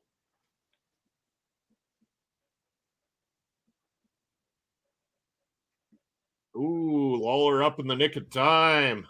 Match continues. Jeez, with how much is slated to be on this card, I'm starting to think they're going to be running some super overtime here tonight. Yeah, like this is match what, 4? I want to say it's 4, but then I'm trying to remember what the hell 3 was. When you had oh no, this is 3. You're right. I'm crazy. Yeah. I think there was so much shit in between that this is the 3rd match. No, you had Fish versus Kane.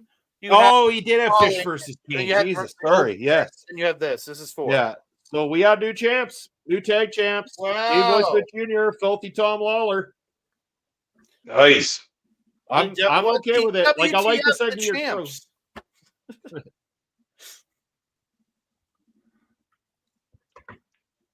Interesting. But no, this is good. This is good. Like, I like second gear crew, but there needed to be a little bit of a shake up here, and this is a good idea. It also makes me happy to know that Tom Lawler's around for a longer period of time. Oh yeah, that's everybody loves Tom Lawler. Come on, he's fun. Oh yeah, and you of course got to meet him, Andre, and I've heard nothing but positive things from that experience. Oh, so good. Such a nice gentleman. We chatted for a couple of minutes. Such a nice dude. It was so cool to meet him, and then. Yeah, I had such a blast at that show watching him wrestle too. Just, it was just a big plus for me. That's awesome. Wasn't that another one that was against Mitch Clark as well too? Yeah, I believe so. Yes. Mitch has been tearing it up with the best of the best for a while now. Yeah, it was Mitch because it was essentially ex-UFC versus ex-UFC. Yeah. Very cool. It was Bobby Sadian respects Matthew Justice and the one called Manners work. I like them as a team too. I think they're good, but I think the shakeup needed to happen. So I'm glad they did change the titles. I'm not saying Second Gear Crew needs to go, other than I'm glad that Mance Warner isn't really hanging around with them anymore. They can keep them for a while. That's fine, but they need to switch up the tag belts and shake it up a little bit. Oh yeah. Yeah, and you need to change it up every once in a blue moon. Especially if you haven't had teams around in a while too, so yeah, it seems like a lot of the belts kind of, other than the featherweight title and the heavyweight title, kind of almost took a back seat for a while there to the programs. Okay, who's that kid? So that's Brett Ryan Goslin. He is a guy who is I don't know if his shtick is he just loves Ryan Goslin and admires him to the point where he dresses like him all the time and wears his hair like him. And on the last card, he was trying to look like Ryan Gosling in the Barbie movie as a Ken doll and stuff. It's annoying. It makes no sense. And his work really doesn't back up the stupid gimmick, to be honest. Oh, here's a Contra moment. Here's Kruger. All right.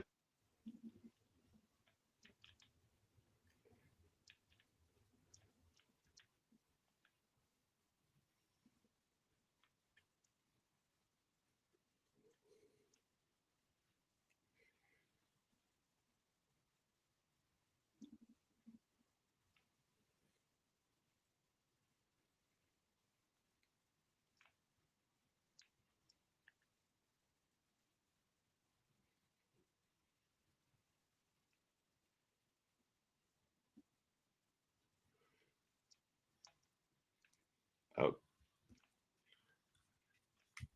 All right, interesting. So Papa Smokes, the gist of the promo that was just cut by Mods Cruel Kruger is that the initial idea has been complete with taking Jacob Fatu out of the picture. Now he's going to breathe his new blood upon MLW and burn it to the ground, is the essential promo that we just got from Mods Cruel Kruger. So I'm assuming that we are going to see a new rehashed version of Contra Unit with Mods Kruger at the lead. Yeah. Okay, All right. I'll take it. Teats, big teats. Let's go. Oh, Bad Dude Tito and Matt Riddle now going to be going one-on-one. JBW television title. So I'm going to go over to you, Andre, on this. Let us know a little bit more about Big Bad Tito here from your perspective, what you've seen of him over in Japan. Get our audience here a little bit more familiar with this guy. So a couple years ago when Bronson Reed had left WWE, came back and he came to New Japan, reformed TMDK with Shane Hayes. They eventually got Mikey Nichols back with them, and Brad Dutito was a guy they brought into the team. And again, he's been doing a lot of the American brand stuff for them. He's done a couple tours over in Japan itself. He's kind of the supporting cast member of TMDK, the part-timer if you feel like it. But yeah, I think he's just a mad powerhouse, man. He's so good. He's always been kind of in that secondary position in wrestling. But I think he's absolutely great. This guy, fuck Matt Riddle. Oh, fuck Matt. See, here's my issue. Like Matt Riddle inside of a ring, there's nothing wrong with his ring work. He just frustrates me because he goes on and on about the shit year in interviews. Like, for example, when he left WWE or got released from WWE and he was coming back to MLW and he goes, I'm going to change it up. I'm going to be more serious. I'm going to really focus on my in-ring.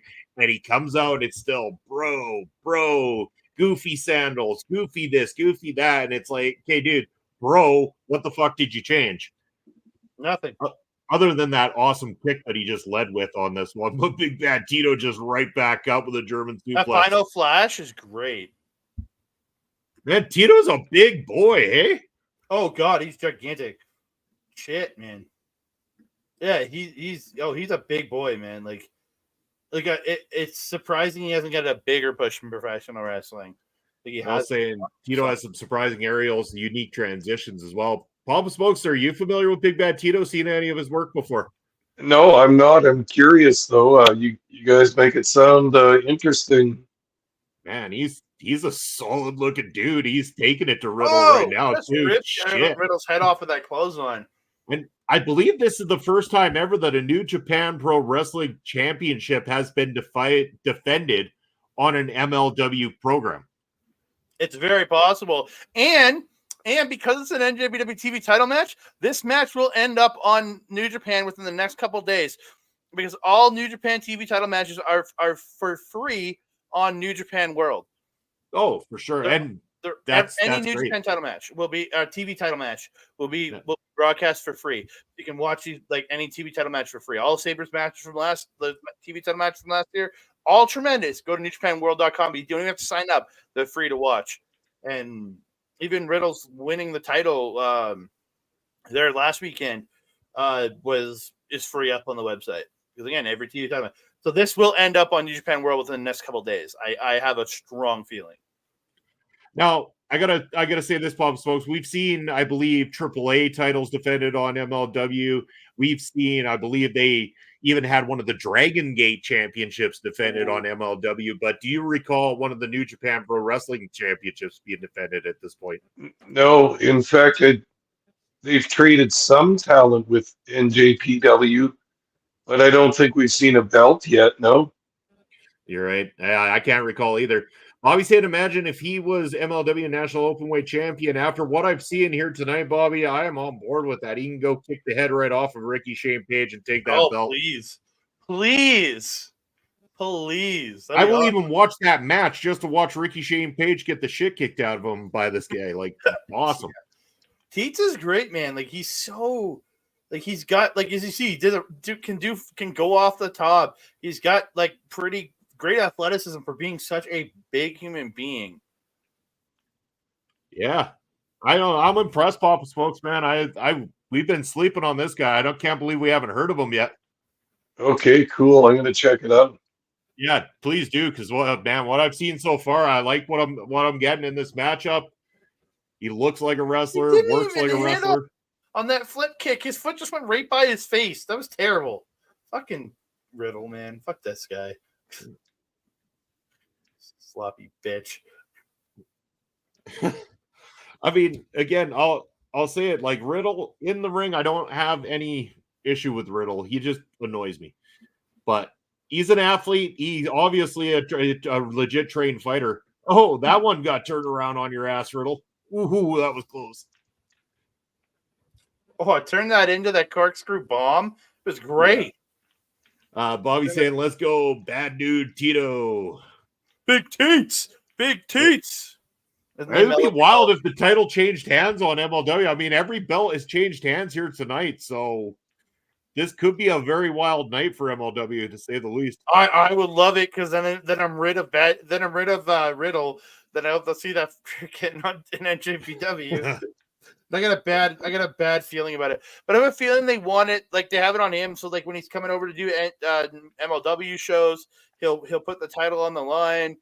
It gives more exposure to New Japan in that sense, having their title on the line in other places. Hopefully he's doing New Japan regularly, but man, this solid matchup though. Again, like, that spinning Insaguri is great. Here's the thing: Intimidation games, outside of the kind of the hokey calling bullshit, so far this card has been pretty solid. Even Bobby Fish and Kane was really good. They're both really strong in there. It was just buried by having AJ Francis come out at the end.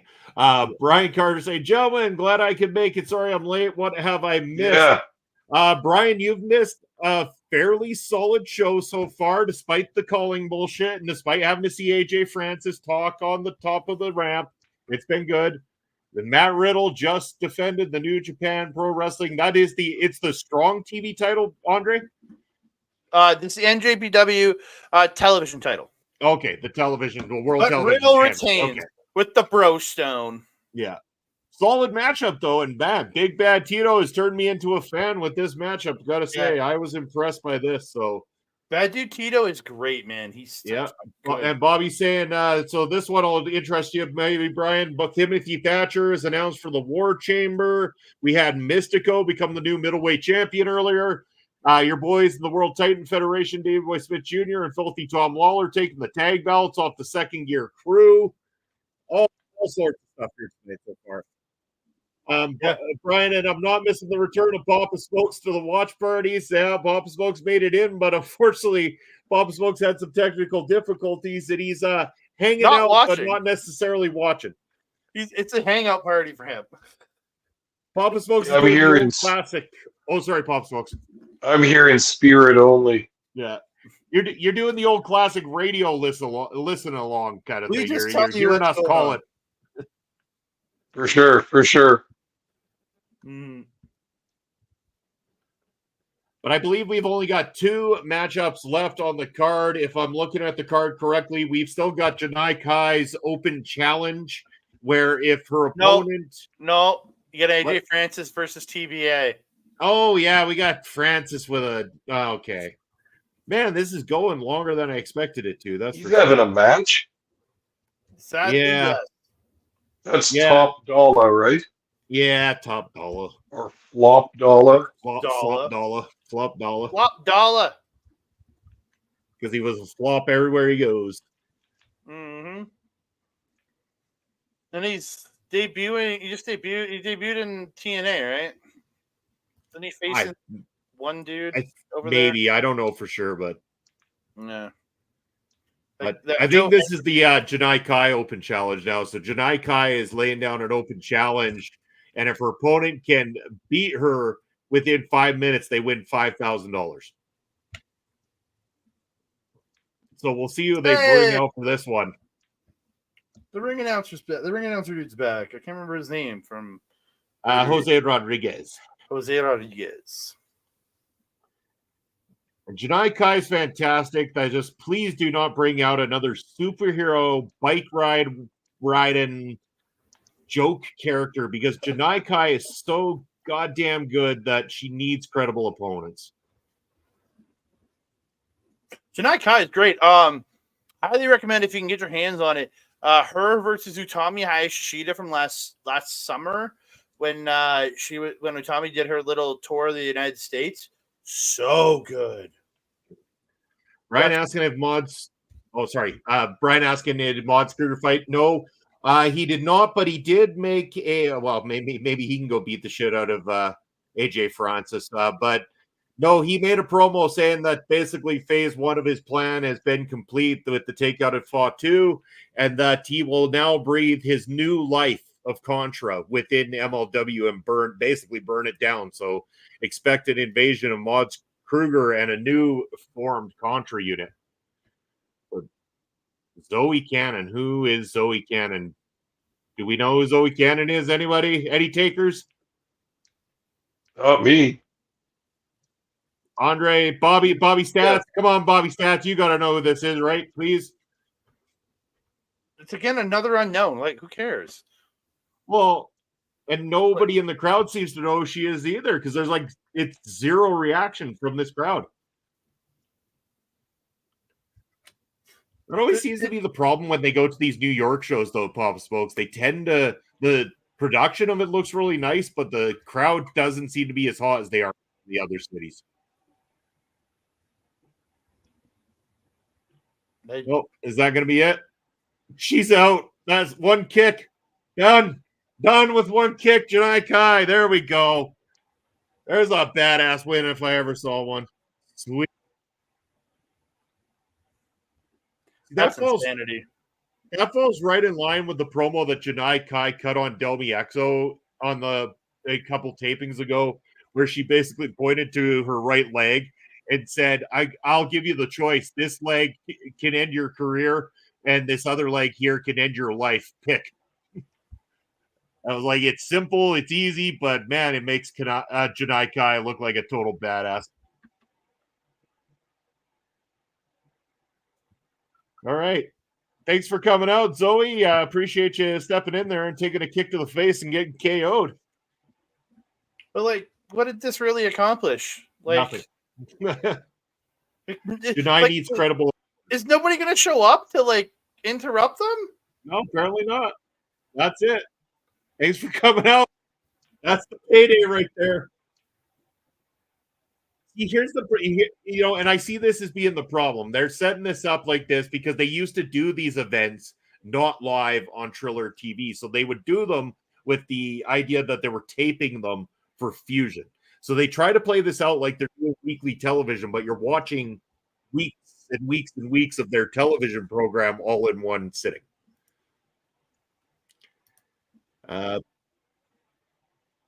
Brian Carter, what do you think she got paid for that? Hot dog and a handshake. Even still, man, I'll go out and kick someone in the face for a hot dog and a handshake. I'd let somebody kick me in the face for a hot dog. Sure, why not? Yeah. Why do we need another Cesar Duran promo piece here, too? He's so good for you. You're drinking champagne and celebrating a belt that somebody else won. Congrats, buddy. Move on. We don't care. Let's get our main event going already. No, semi-main event. AJ Francis. Come on. Oh, fuck AJ Francis. Maybe he'll be the main event. You never know. Oh, good God. That would just be the worst. Actually, that would work well because, if AJ Francis goes on after the World Championship match, I'm going to do one of these and say, tune in for the Honor Ramble coming straight up. And that's all on Ring Respect Radio. Always saying they should have had someone else like Tiara James or Notorious Mimi. Yeah, again, they could have had them, but it seems like they're just using that as a space filler to find out if it's Zeta or if it's Delmi Exo that's going to fight Janai Kai likely at the War Chamber. Yeah. Again, I feel bad for, like I said, it would have been cool to see like whoever her opponent was show up and be like, hey, what the fuck? And just go and do something. But so March the 16th, everything that was taped earlier tonight, Once Upon a Time in New York is what we're calling it. Definitely better than the last event that they call Burning Crush. So that's going to take place on YouTube. So you'll be able to tune into that on YouTube through the MLW's YouTube page. So if you don't have Triller TV Plus, you still can watch those events absolutely free of charge. That'd be a good show to watch. Yeah. Yeah, it's fun actually that they're doing that. Except for AJ Francis. Fuck that guy. Yeah. But we are pushing close to the top of the hour here. Normally when we'd be signing off, we're going to hang in as long as possible here. I've reached out to the wonderful people over at the Honor Ramble, Kyle Sparks and Auntie Collins, to let them know to just hang tight as we're wrapping up MLW here with all of you this evening. Ryan wants to know who won the tag match. Which one, the good one or the bad one?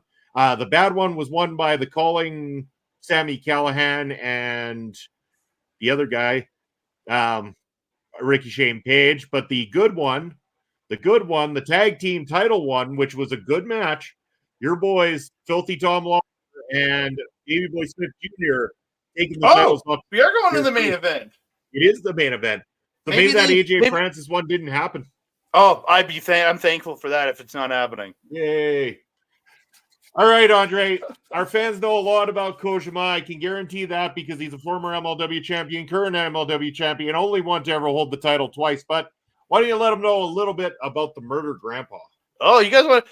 Well, again, this guy is an absolute legend in Japan. He, again, like Kojima, he's in the twilight of his career, 55 years old, but he wrestles like he's goddamn 35. The man is still like, he's done. He's an MMA fighter. Fought in Pancrase for years. Like, again, the guy did so much stuff in his career. Been to pretty much every major promotion in Japan. Just has done everything. Like, I'm looking at his professional mixed martial arts records. He is 30-20, and I don't know if all of those are actually legit, not fixed fights. You know what I mean? Yeah. Because Pancrase was known for some fixed stuff, but like, the guy's insane. Like, All Japan, he's won every title you can win in All Japan. Won every title you can win outside of the heavyweight title in New Japan. Won like Revolution Pro, British champion. Like, he's won all of it. Like, he's been everywhere, and just he's a former King of Pancrase champion. Like, the guy is legitimately evil. Like, he just beats the crap. Like, yo, watch there's matches with Asuka and Io Sky where he's just like throwing them around by their hair. It's crazy. Wonderful. Bobby say Murder Grandpa is a great opponent for Kojima. So yeah, again, it was listed that AJ Francis had an open challenge, but I guess maybe he got worked over too much by Papa Smokes' close personal friend, Mr. Thomas, earlier in the night and couldn't compete here. It's probably if so, thank you, Mr. Thomas.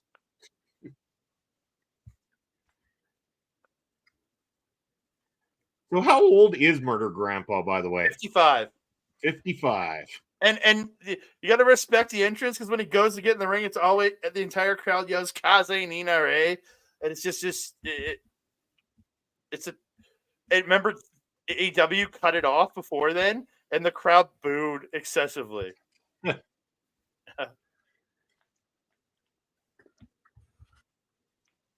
Well, there it is right there from the MLW crowd. That's the loudest pop I've heard of the night so far. Behind you, so there. Bobby Bettino saying Zaya Brookside will be wrestling at TNA Sacrifice. That is good news. Zaya Brookside did wonderful in the show that I watched a little while back. So good for her. Glad to see that the division over there, the Knockouts division, doing well as always in TNA. Former Stardom wrestler Zaya Brookside. She was there for a cup of goddamn. Well, she was there years ago before she went to WWE NXT UK. Yeah. Oh, look up Minoru Suzuki from the 90s. The dude is like legitimately one of the most handsome people in the world. Now he looks like he's gonna kill you, but then he was like, "You could have been a goddamn model." Like, fuck, it's crazy. And here's Kojima. Red Club, let's go. Definitely curious to see where the title picture goes after tonight, though. Who's going to be the next one to step up? Maybe we get that reveal at the end of the show. Maybe that could be the plan. Well, cheering for Kojima. It's the bread daddy. I hope you loaded up on all your carbs tonight, everybody. Papa Smokes, did you eat bread before the show here tonight yourself? Of course, Munson. I made sure to eat a piece of bread. I did a flatbread for dinner. I made a flatbread from scratch. He does not discriminate against bread. Bread is bread. Bread is bread.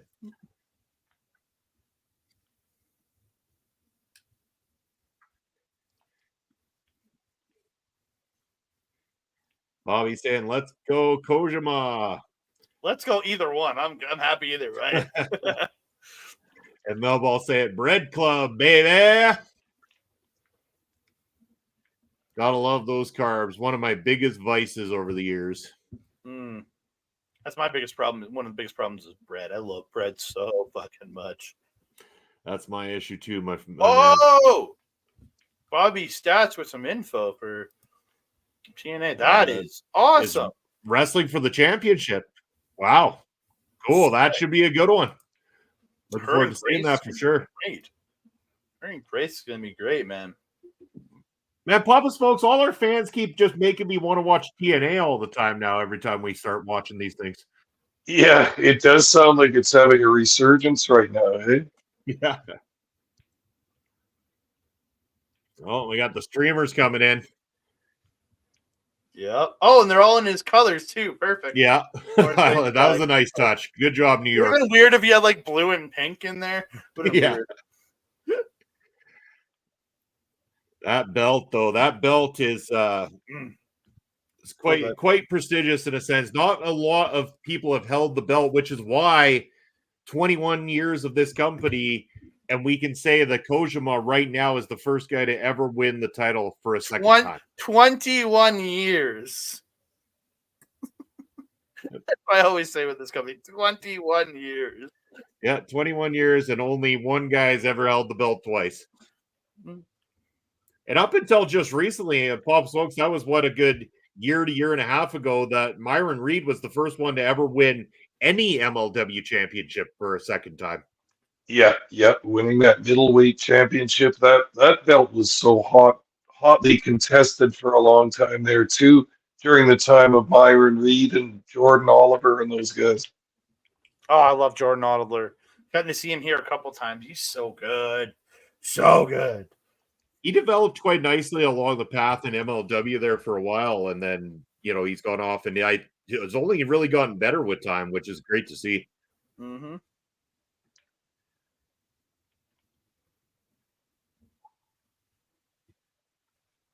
So I'm guessing Brian didn't re-up his Triller TV Plus subscription, which is why he came to join us here and get the results read out to him like radio style as opposed to watching. He's gonna go and check out the other websites tomorrow. And Brian has to hang out here first. He knows where all the MLW best conversation comes from. God damn! In fact, here's the thing. It was a conversation that I had with Brian through a Facebook page for MLW fans, where he had reached out to me on there, and I had advertised for one of the episodes of Fusion that Papa Smokes and I used to do on the channel. And Brian says to me, aren't you the one with the MLW review show that you do with Papa Smokes? And I'm like, man, everybody always remembers Papa Smokes. And yes, I'm that guy. I'm the other guy alongside of the famous Papa Smokes on the MLW show. So that's how we got to know Brian, and Brian started coming in regularly to support us here on Bring Respect Radio.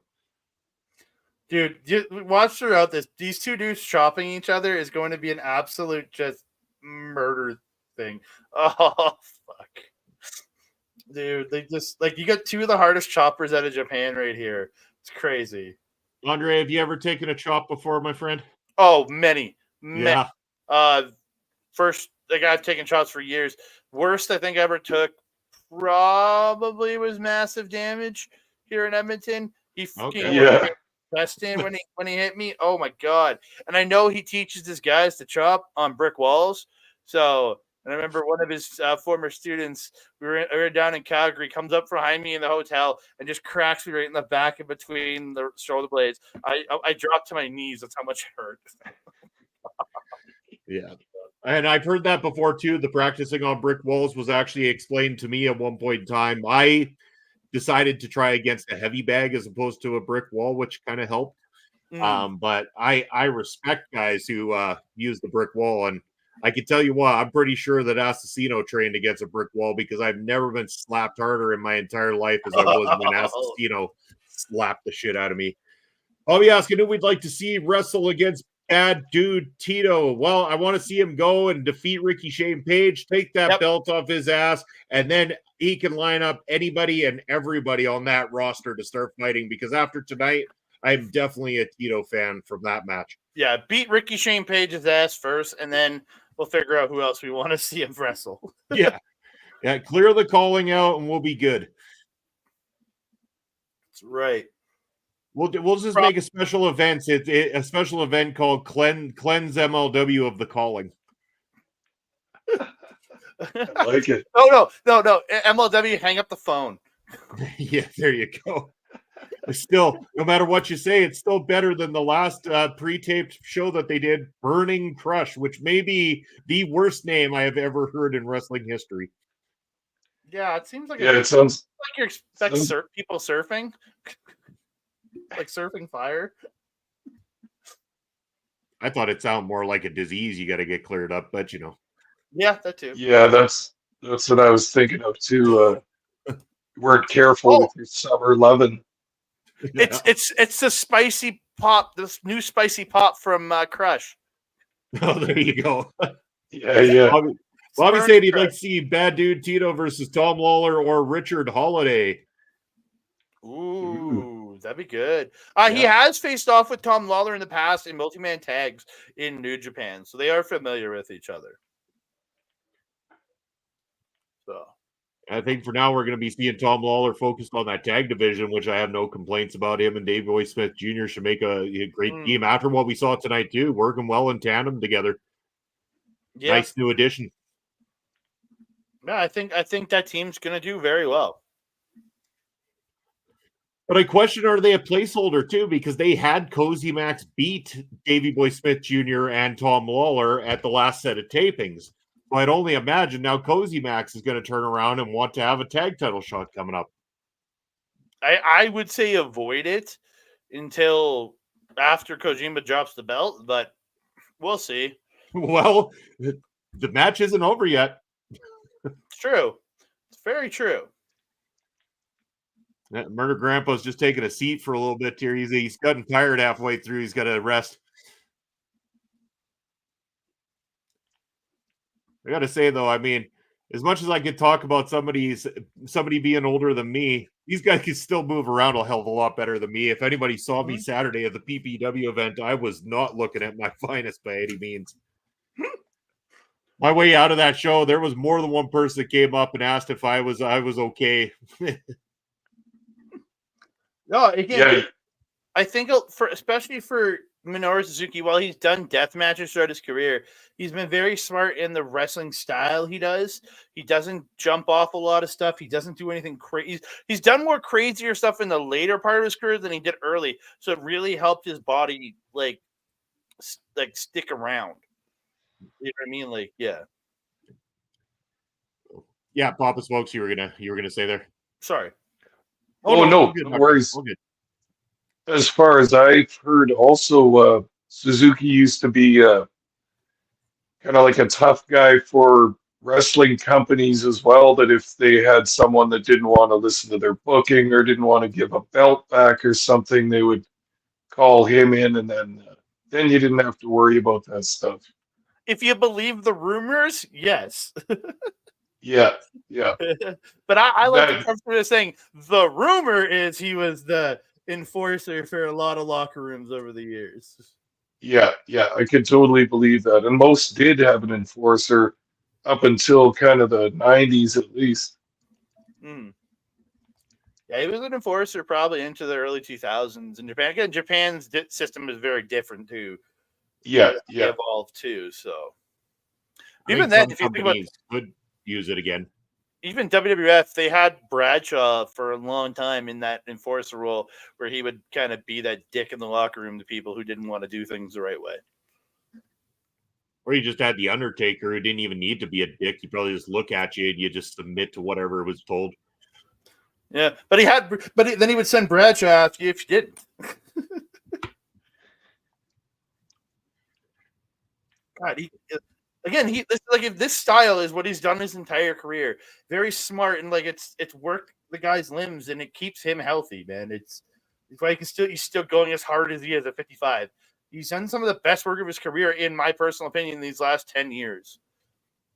It's crazy.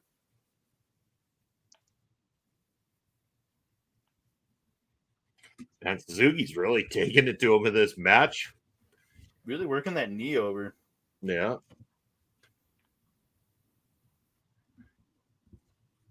But he's been dominating to the point where I almost feel like this is where sometime soon Kojima is going to get his heat back and take the win. Fire back, yeah.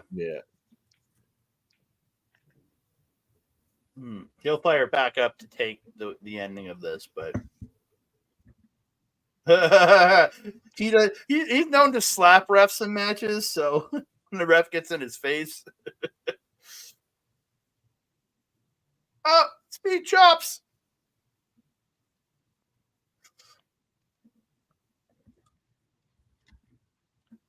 Oh, here we go. Now He's like, more.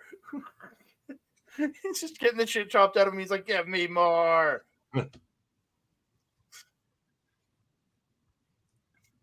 Yeah, these guys lighting each other up pretty good here. Yeah. Again, two of the most prolific choppers in pro wrestling. It's crazy. Pro wrestling. It's crazy.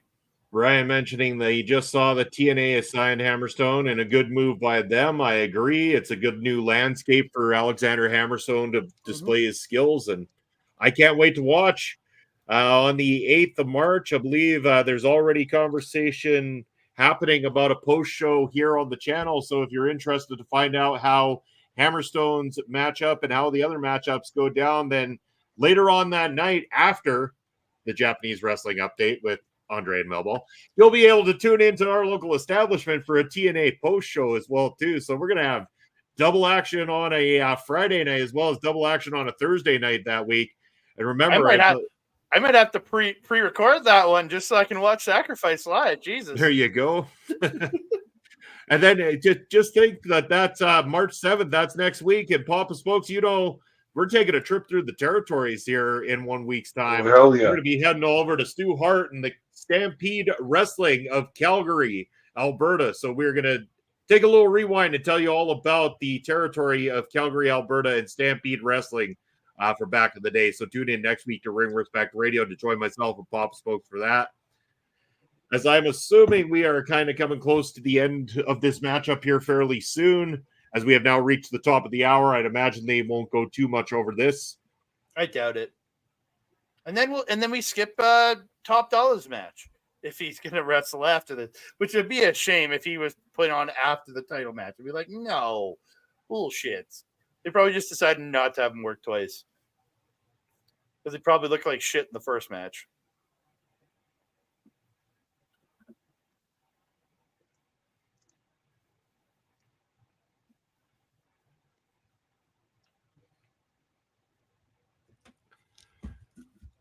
Oh, man, just the strikes back and forth is crazy. Yeah. Bobby's saying he's interested to see who the next opponent for Matt Riddle is here. I'm assuming he means on the MLW side. Curious as well, too, because, again, not a lot of people at the top of the card right now, unless they bring other people in for Riddle to fight against Bobby. So we'll see what they got in store. They got that War Chamber right around the corner, of course. Then, of course, the Battle Riot. That's going to be wild, the Battle Riot this year. 40 wrestlers, one ring, weapons, create chaos, returns, people you didn't even know were still alive. Battle Riot stuff. Yeah, people that just ride in battles, I'm sure we'll see Kimchi in some way, shape, or form make his, notorious Battle Riot appearances. If I'm not mistaken, Papa Spokes. Got to always have a Kimchi spot. What's a Kimchi spot? Kimchi, if you remember the manager, Papa Smokes left. Sorry.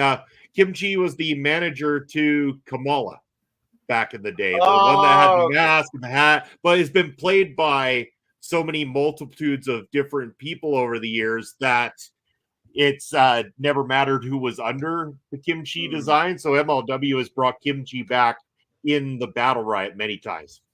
I was thinking like somebody like the actual like kimchi food. As I was thinking like, there's food in a Battle Riot. No. Bobby's saying I think he has a match at the MLW tapings as well too. So I'll see what went down there once we get that. I believe on the 16th. And again, as always with the taped MLW shows, that you can join me the following day that they hit YouTube right here on the channel for Point of View as we do those watch-alongs as well too. And I believe we've probably lost Papa Spokes. He might have even run out of phone power here. So we might have seen the last of Papa Spokes tonight. I'm not too sure, but we are reaching the end. Bobby. I'm with you to the end. We'll see it out. We'll see it out. We're getting there. And right after us, of course, we got the Add-On Ramble coming up. So make sure you stay tuned on the channel to watch Kyle Sparks and Auntie Collins, who I got to say, Andre, those two are absolutely killing it. What a dynamic duo that have been added here to the channel. It's old school Japanese strong style is what this is. It's two guys just beating the living piss out of each other. Not that new school Japanese isn't as good because I love some of what the Japanese scene's doing. I cover it regularly. But goddamn, we got a lot of news drop. I had three or four items dropped just today that I added to the show for tomorrow. So lots of news coming tomorrow.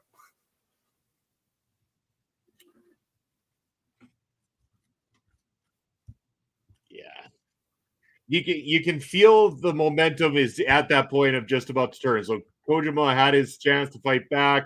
Murder Grandpa is now taken over. And now, it's just moments away. It's good. The turnaround's going to happen, and this will be over. Oh, here it is. This is where it turns. Whenever he goes for a gotch, if he's not winning, this is where it happens. Yeah. Bobby loving it. This is awesome, he's saying. So, yeah, it's been good, Bobby. Oh! Yeah, here we go. There's the lariat. No, I'm behind you a little bit. Oh, are you? Yeah, I mean, set the gotcha spot. Okay. And my phone decided to give me the there we go. Oh, caught up. Brainbuster! Still it goes. Ooh. Kick out at like 1.5 on that Brainbuster.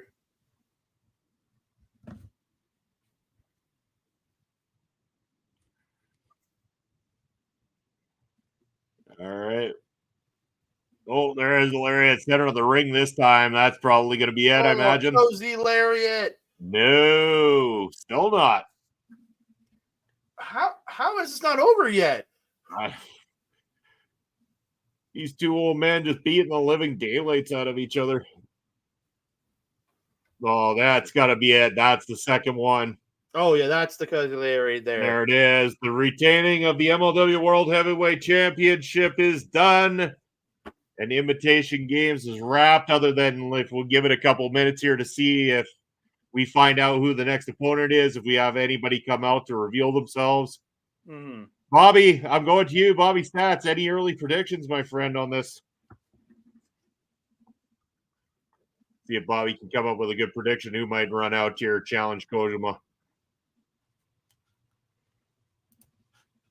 I'm gonna guess it's gonna be There's Pop Smokes. Kira. Sorry, Pop Smokes. I didn't Kira. see you in the back room there. No worries. It's gonna be Akira. I don't know. So Kojima just retained Papa Smokes. Okay. I think we saw the writing on the wall there. I think we said it too last week that we kind of thought that would be the case. Bobby really pushing for it to be Timothy Thatcher to take on Kojima next. That'd be sick, man. Let's see if we're just seeing out the last couple of minutes here just to see if anything else happens other than them putting up the end screen and going on from there. Yeah, so far I'm starting to think maybe that'll be it. Maybe they are just going to celebrate and go off into the night. Yeah. That's all she wrote, folks. I'm pretty sure of it. Maybe Richard Holiday. Except for they just had Holiday have a championship matchup and come up unsuccessful as well too. But that wraps up MLW Intimidation Games. I know, Pop Smokes, you didn't get to see it and you didn't get to share in it, but from what you heard, a little bit maybe an improvement of sorts for MLW. Well, sure. And from what you guys say, there was some title changes. Maybe they're gonna shake up the snow globe a little bit and see where all the flakes land. And I think that's what they need right now because, like we've been talking about, the product hasn't been as strong as in past years. So, what do you do as a promoter? Change a few guys, change a few angles, bring back something favorite from the past, and just give it all a shake. Yeah, let's see what happens with us. And as far as I'm concerned, the sooner we can be done with the calling, the better. But maybe then we have Contra Unit in whatever form it will be in now. Obviously, probably not as strong as the previous incarnation, but with Cruel there, I'm going to give them the benefit of the doubt. Let's get it going. You bet. As Bobby said, maybe they could reveal Kojima's next opponent at the next, at the taping or at the next War Chamber, something like that. Something's bound to happen. We know that. But hey, guys, we definitely got to make a wrap because we got the Honor Ramble coming on. So first and foremost, Andre, thank you for joining us. How did you like being on Ring Respect Radio? And tell the folks where they can find you. I loved hanging out with both of you. So happy to finally get to do my with Papa Smoke. So glad to be here with you, sir. Getting to finally be again. You can find me tomorrow on Japanese Wrestling Update, probably around 7 p.m. Mountain, 9 Eastern. Me and Melba will be going live, so come in and check us out. We'll be talking, chatting with you. And then you can also find me and Melba all the time over at Andre Melba Wrestling Talk on YouTube. Come check us out. We have our NJPW Poodle Wrestling review. We have the Stardom review, and we have our Shop Talk covering the local independent wrestling scene. And if you want to hear us in audio form, we partnered with Sunday's Main Event. If you want to hear us in podcast form, so go check it over there. Beautiful, beautiful. Definitely check that out. Now, definitely been checking out more Japanese Wrestling Update. Love the show each and every week. Fantastic to watch. And here comes the most expensive part of the show. It hurts me to put it there because how much it comes out of my pocket, but Papa Smokes' ticker is now on the screen for you. Let them know where they can find you, Papa Smokes. All right, I'm on Elon Musk's Free Speech Wonderland, also known as X. You can find me at smokes_papa. Then I'm also on Twitch at papa_smokes_.